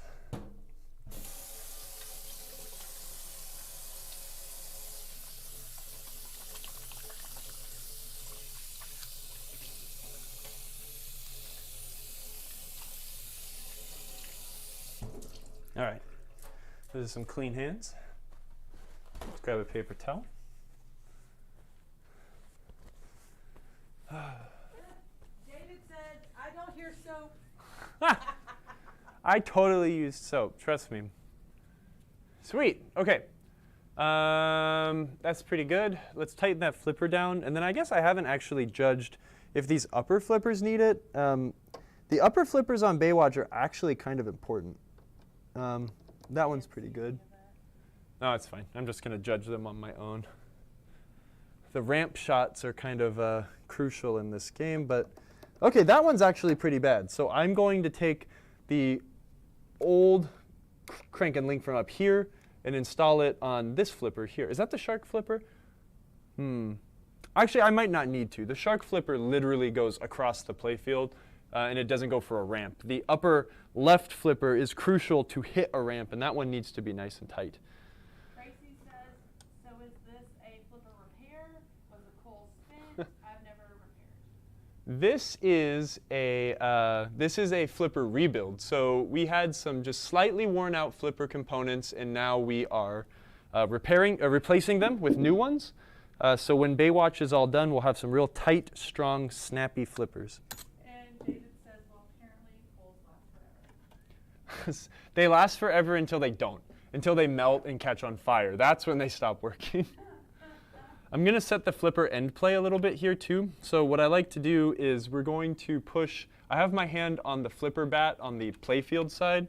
I'm going to push the crank and link down all the way up against the bushing. I'm going to tighten this a little bit. So we have some decent resistance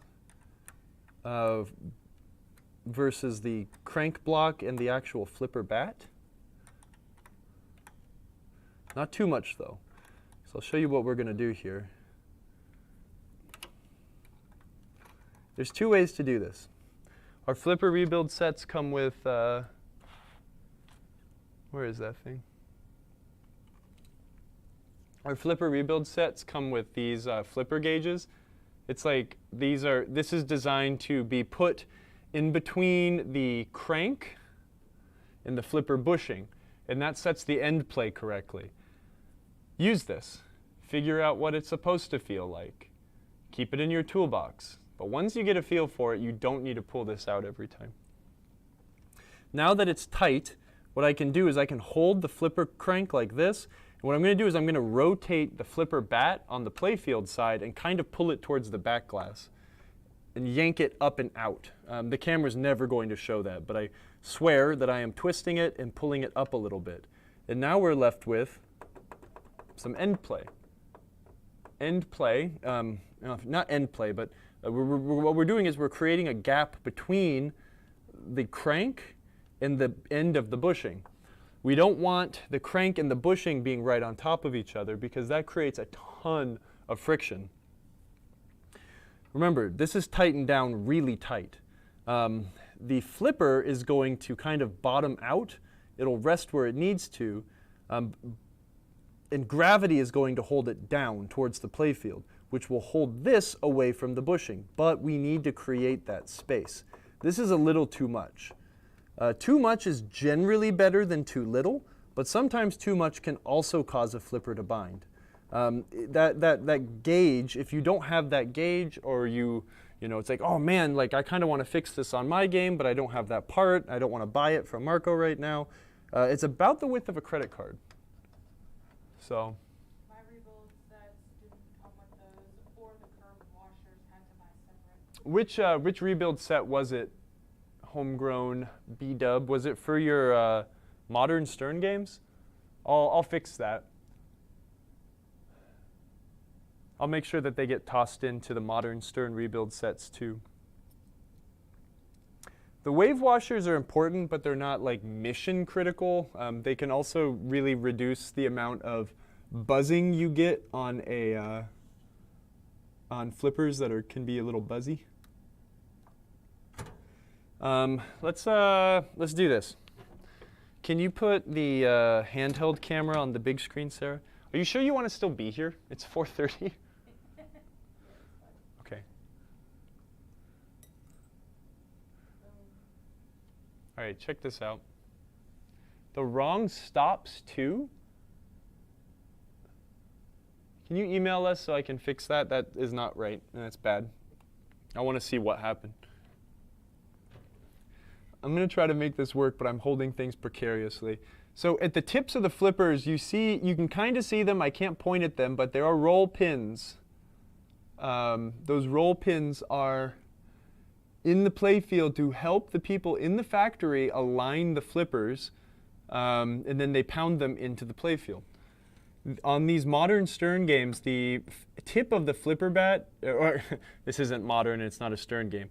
On Data East, Sega, and Stern pinball games, even ones from the 90s, they are set to the tip of the flipper. On the Williams games, generally they're set to the end of the flipper bat.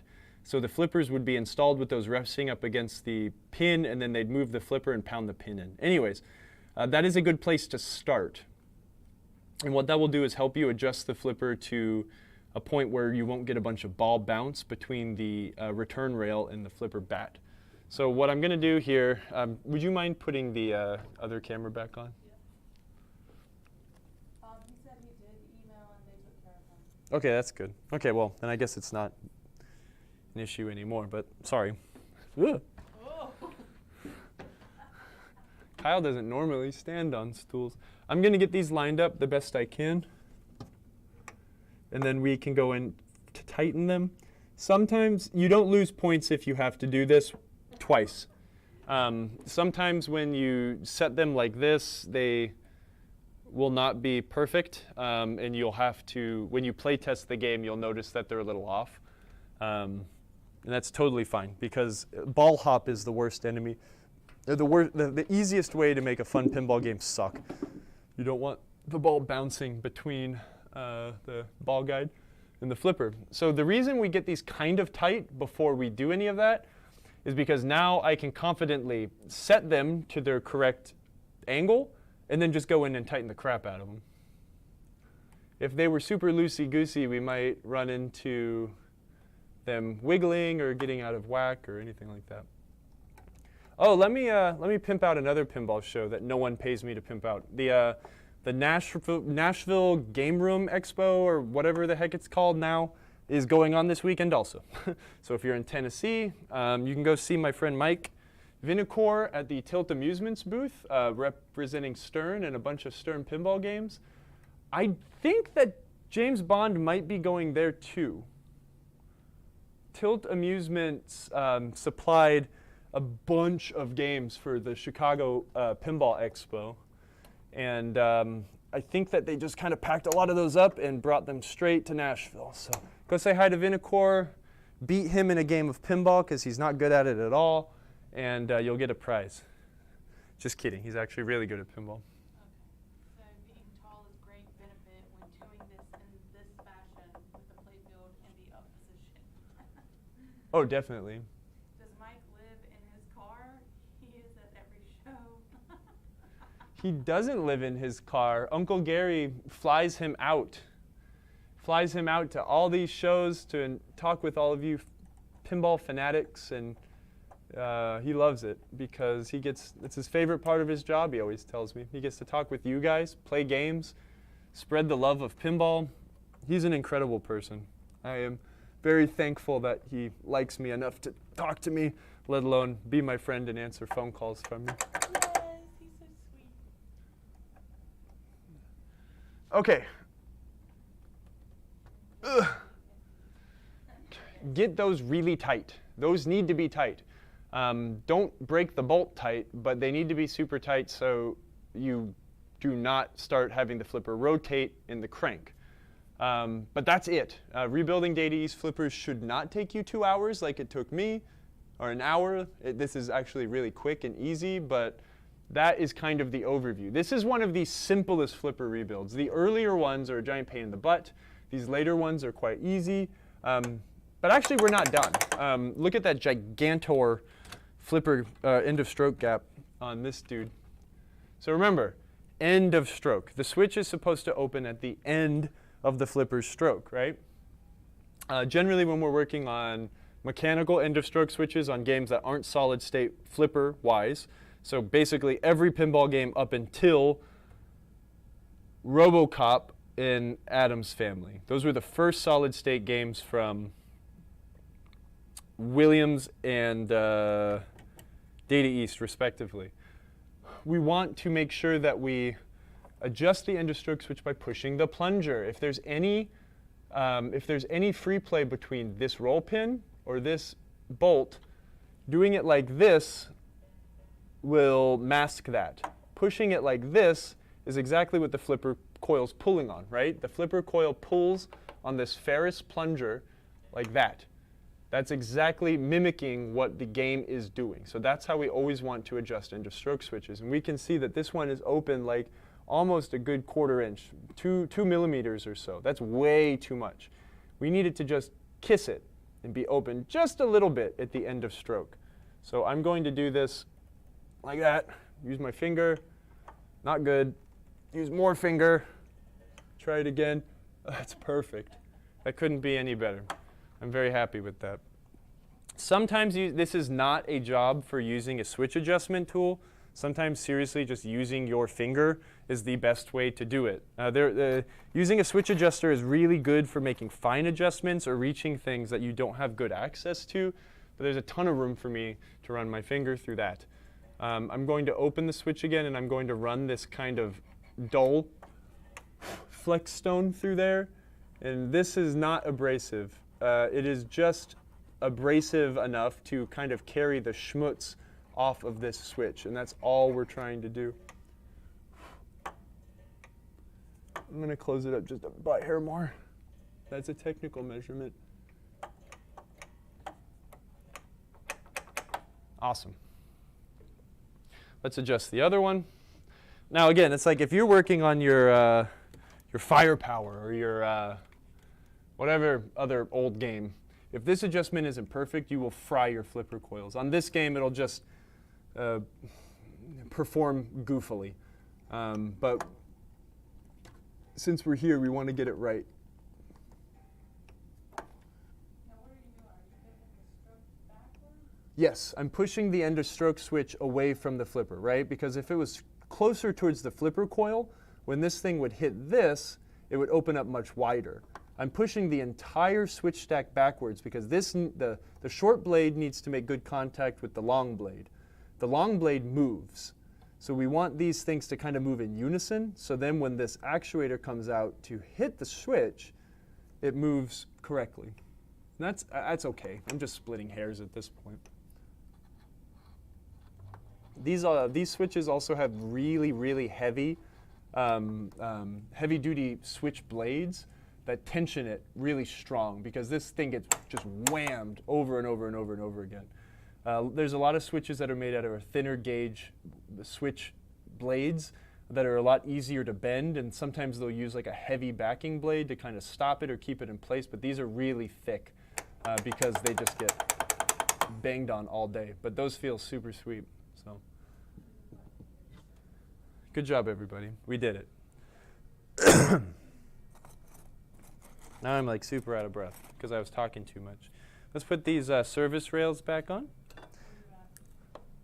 We're going to keep working here. You could actually put the Sony cam on, and we can, yes. Was that informative? Did anyone learn anything? Was that good? Did that suck?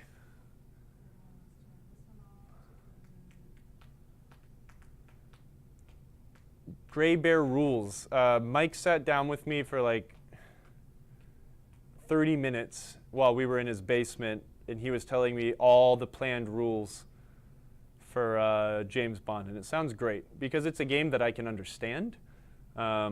It sounds really awesome. And it plays good now.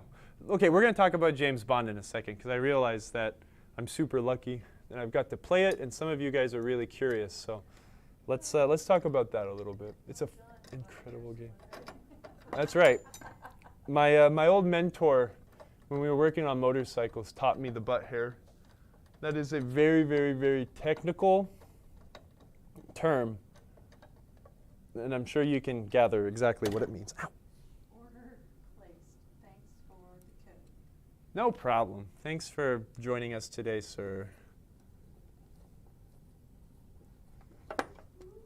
Okay, one more thing. Actually, one more rail, and then we're good. Sarah, would you mind handing me that rail on the bench there? Yeah. Thank you. Thank you very much. Yeah. Okay. Am I wrong that Mike did some of the later rules development of GOTG? Yeah, no, Mike worked on Guardians of the Galaxy's like rule update, the change up that happened there. He's done a lot of stuff. He worked on Mike.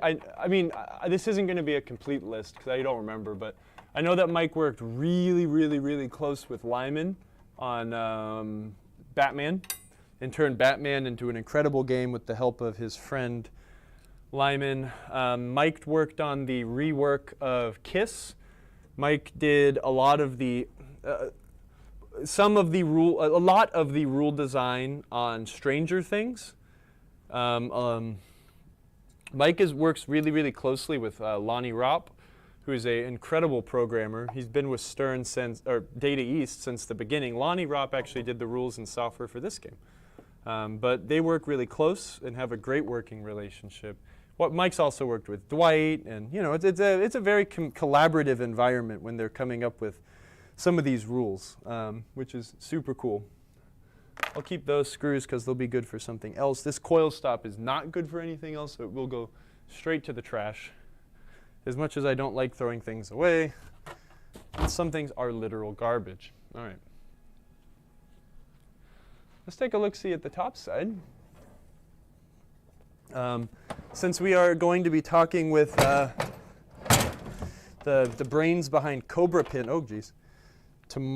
next week, we will not be working on Baywatch for a hot minute, but I'd like to get right back to it. Hopefully one day before the end of the year, I'll get decals for Baywatch so we can put the ramps on that Ramp-O-Matic graciously, Gazoon Height, provided. We've got to put some more decals on. All of my targets are in. The game is almost completely re-rubbered. A little bit of cleaning and putting back together, and we'll have a pretty complete game quickly. I do need to do a little bit more vacuuming. I see some schmutz inside this up kicker. Do a little bit of reassembly, but this game will come back together real fast, and then we can start doing all the play testing. But yeah, looks good. Sarah brought me some new flipper rubbers, so I will ceremoniously install these standard red flipper rubbers. Remember, you get bonus points if you put the text down. Oh, these don't have text on the outside anymore. Oh, yeah, they do. Do you see how it says PRW? You should be proud to be using these excellent PRW rubbers. Well, it's right here, trust me. But put them upside down, because then you can't see it when you're playing the game. Oh, look at that. That looks great with real pinkish red rubber. Ceremoniously, see what you did there. I'm glad someone caught that. See the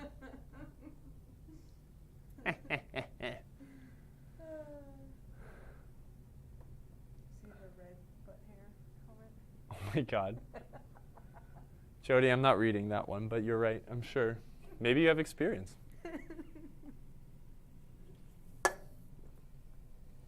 Thanks for joining me. That was great. We actually did something like 100% from start to finish, which we never, not say never, which is something we don't often get to do. Oh, can you rotate that? Sorry, thanks, Sarah. We don't often get to do on this program. We definitely got it all done today. I couldn't have done it without all you guys. No, just kidding. Anyways, which one of these sucked? That one doesn't suck so bad. That one sucks a lot. Let me throw this one away. Where'd my garbage can go? Oh, well. Hold on. I'm going to sit down, I swear to God.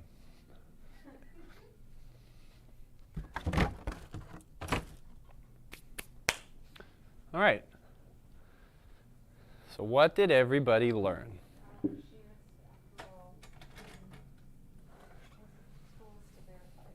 Oh, yeah. You're right, yeah. Ramp-O-Matic is a machinist, so he would actually be the right. And see, the fact that he uses the universal measurement system that we've been talking about, that I won't keep repeating, is true. It's absolutely true. If a machinist uses it, then that means that it's real, right? Yeah, okay, James Bond. That game rules. Don't laugh forever. No problem. I'm glad that you enjoyed the episode, Pinball Rob. Yeah, James Bond was great. It's got some really fun shots. Actually, all the shots are really fun. And it's a good layout. It's very satisfying to hit those shots, it's very satisfying to progress through the game because it's a I know the measurement you use. Okay, we're dropping this subject, but I appreciate you. I appreciate you very much. The game flows really well, and I like how the rules are, the rule set, no, the progress of the shot progress is linear, where a lot of it is, you know, hit a shot, hit a shot, hit a shot, start something on that shot. But the overall game structure isn't there 100% yet, but the way that Mike was describing it to me is it won't be a linear playthrough. And what I mean that by is there are some games, and let's use Batman for example, is even as incredible as the game that game is extremely linear if you want to maximize your scoring. There is a very certain minor villain that you must start, and then another minor villain to do this, to maximize your bonus holdovers and bonus multipliers and stuff like that, to progress most effectively through the game. And while that's fine, that's not necessarily like, you know, my favorite style of pinball. There's a lot of fun things that are one of my favorite things about the game. I'm not going to talk about the game structure because it's not 100% there yet, but what he described to me was great. And it is still great now. It just needs a lot of tuning in of scoring. There are some scores that would just like soar into the stratosphere at certain times. But one of my favorite features of the game was the use it or lose it risk-reward bonus system. There is a inner orbit shot off the upper flipper, and that would be, they call that like the Bond girls shot, right? Where all the ladies in the films are. But each one of those shots, however many it takes to continue progressing, is your playfield scoring multiplier. And I think that goes all the way up to 7. You can get the 007 scoring. And that's really neat because it is ball to ball. If you don't use it, you lose it. And it is a risk-reward thing, right? Do I want to start my 5x scoring now because I know I can get this multi-ball or start this mode? Or do I really want to try to get that ball back up there to try to get it to your 7x? And it's all activated with that center action button. I like those sorts of things. There are some things in pinball that I find like maybe a little easy sometimes, but like that's a fun one because it's definitely a difficult thing to figure out. Do I want to keep trying to go for it and get that big score now, or risk losing it all, right? I liked that feature a lot. And the toys are really fun. Shooting for the Spectre targets behind the rocket is fun. I like the way that the rocket jumps around. The orbits feel really nice. When you nail those ramps, it's incredible. Starting the multi-ball on the premium is fun. I didn't play the pro much because Mike had a premium at his house, so that's when I played the most. And locking the balls up on that platform where up kickers, then comes around the rocket is just super cool. And it was really fun to see how excited everyone was about that project. So I'm curious to watch it grow. I'm going to try to use my pliers with this super band to get it around. Holy crap, this might work. I'm going to hurt myself if I let this go. Was anyone else at Pinball Expo and got to play James Bond at all? Ow, dang it. In our chat here? Oh, there's a lot more to it. I mean, there's modes. You have your henchman modes, and your like overarching villain modes. I don't know like the actual differentiator between them or how they score. But there's also like another set of modes that aren't on inserts, but it's like the Q's lab. So you can start like other smaller like mini modes based around like some of Q's gadgets. But like the ones that there were, I don't know. There's a lot of content. That's all I'm gonna say. So.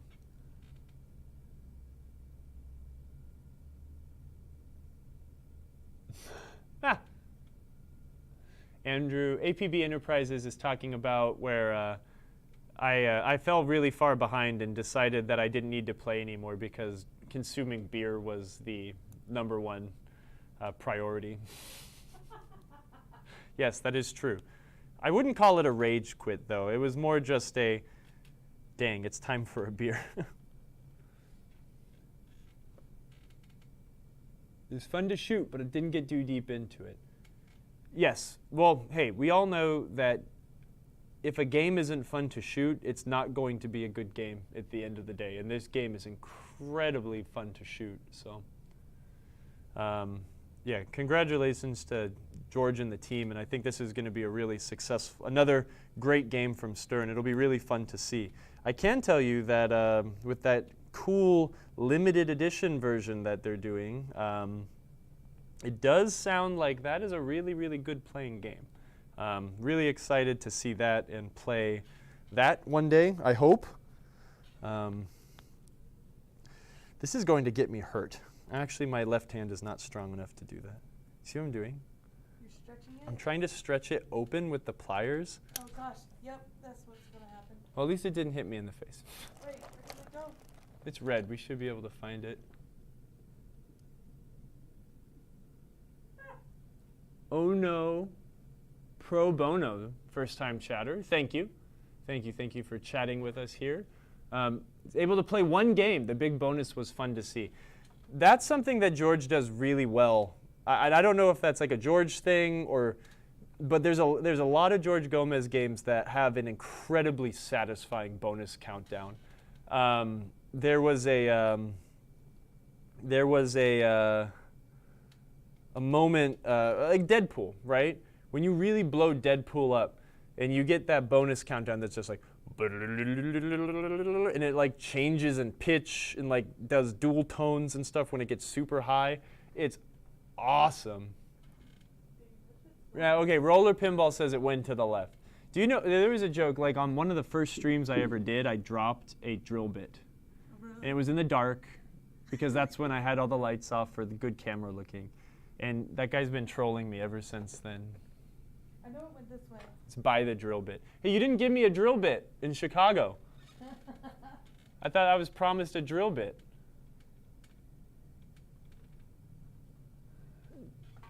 Dude, this is crazy. I literally watched it like come right here and bounce. Oh, it's gone forever. We'll never find it. You know the best way to find it, and don't do it, is like lay on the floor, put your head like this, and that's the only way to find this crap. Yeah, I'm not doing that. Did you notice the chat app is frozen on the screen? On the whole oh God, really? Ah! Oh no!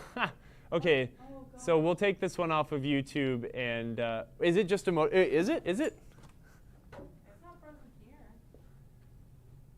Oh, it is. Oh no! Okay, well, Where? we'll have to just blank over that chat space. That's hella funny. Oh, wow. Oh well, stream's almost over anyways. That's weird. I wonder why it froze. Oh, it's my first time.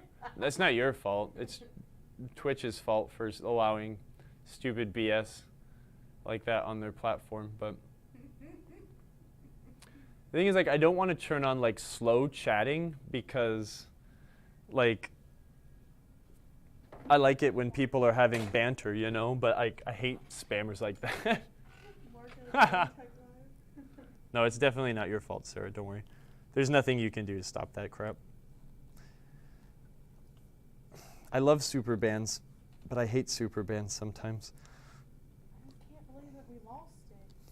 God dang. If you lose that one. Here, wait. Take the other side of this plier. Just hold it. Okay. Now, let me open it. Close your eyes. Okay, that's not going to work. I need like a vise. Okay, whatever. We'll figure this out sometime. Is there a follower-only mode that prevents bots? Yes, for Twitch, but since this is broadcast between Facebook and YouTube as well, I mean, actually that shouldn't matter. But I guess like the thing is, like, I don't want to dissuade someone from chatting, but I guess if someone really wanted to chat, it's really not that hard to click follow. So, was it YouTube spam? Oh, it was YouTube spam? Oh, Really? crap. Yeah, okay. Oh,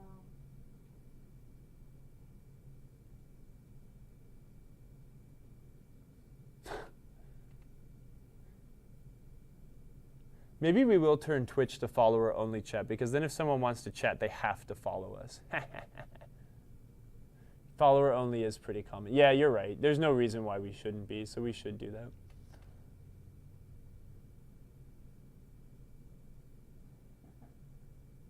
that.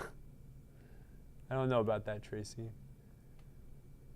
To be honest, I really wasn't that like super emote-only chat, yes. I wasn't super busy at Expo, but I just kind of always run around like a chicken with my head cut off. There were a few times when I was called in to fix some of the games at the Stern booth.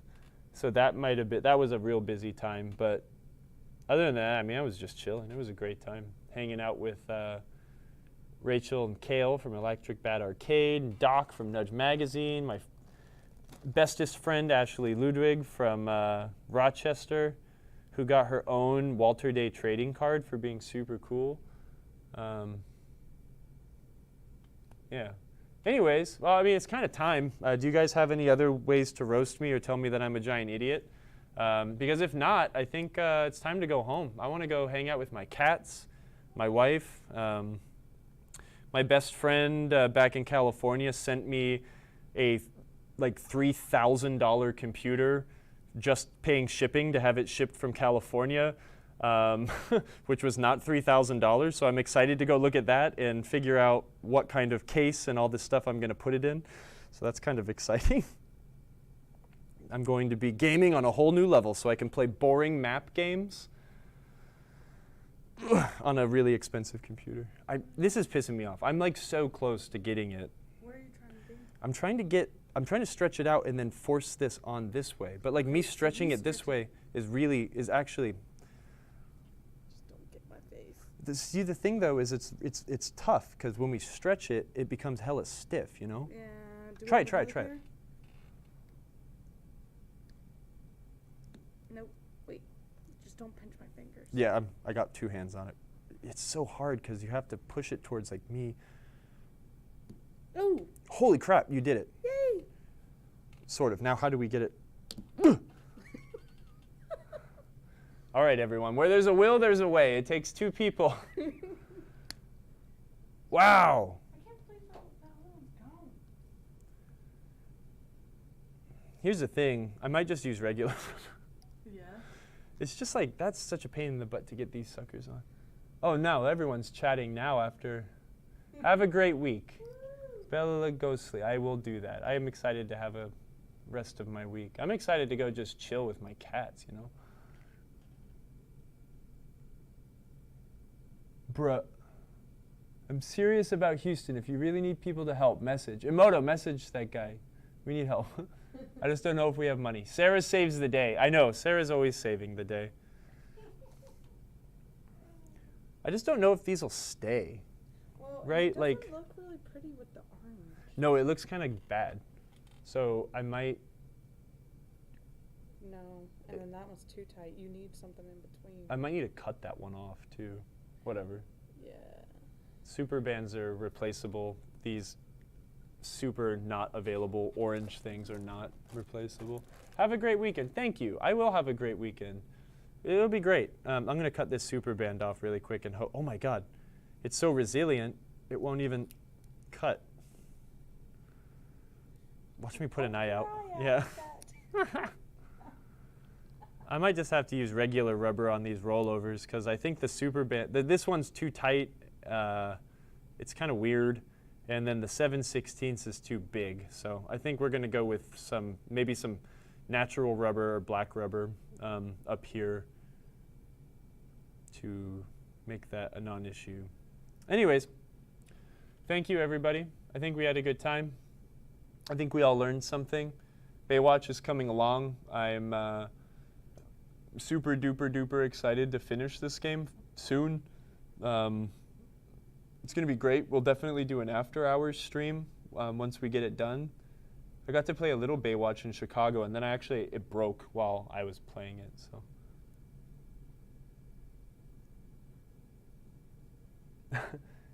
What is this part? Normally at the end of the show, like we'll spend 30 minutes doing a Q&A, but since I basically worked until 5, we didn't really have time for that. So Daniel's going to Sarajevo this weekend with his family. It'll be fun. That does sound fun. What are you doing in Sarajevo? Are you going to go enjoy the sights, the sounds, the food? Is it just a holiday? What's going on up there? What are you doing this weekend, Sarah? Halloween stuff. Sarah's doing Halloween stuff. Yeah. Is It'll be a Halloween party at my family's house. That sounds like a good time. Yes. My street, like not my street, but my neighborhood, they shut part of it down, and like everyone goes super crazy for Halloween crap, and there's just like a ton of people walking around. So that'll be kind of fun. Yeah. We'll go walk up there. Trunk or treating. Trunk or treating. Well, if you want to come to Elmwood Park, Yes.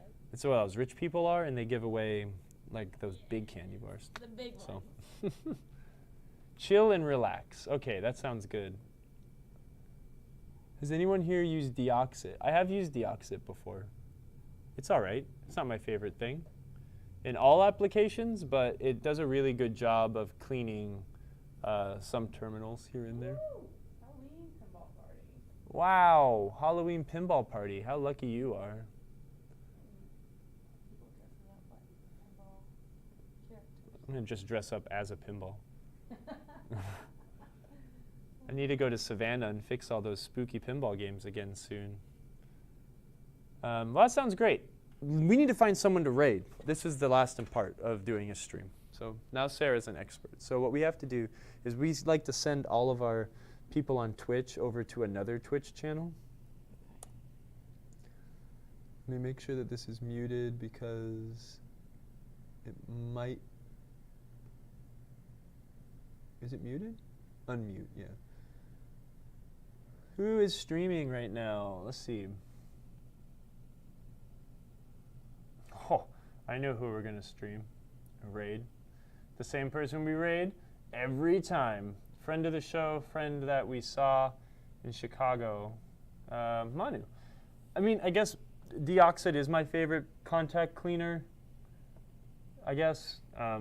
Generally, I try to clean things that need to be cleaned like with physical methods, but I know that they can't be. So I would choose Deoxit over anything else.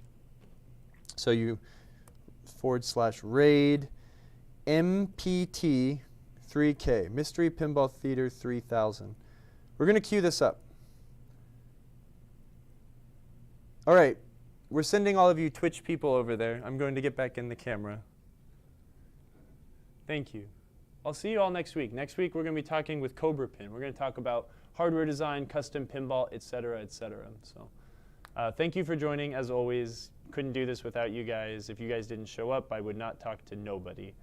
So I love you all. Goodbye. Raid. So now we sent everyone from Twitch over to Manu. Nice. And now we say goodbye.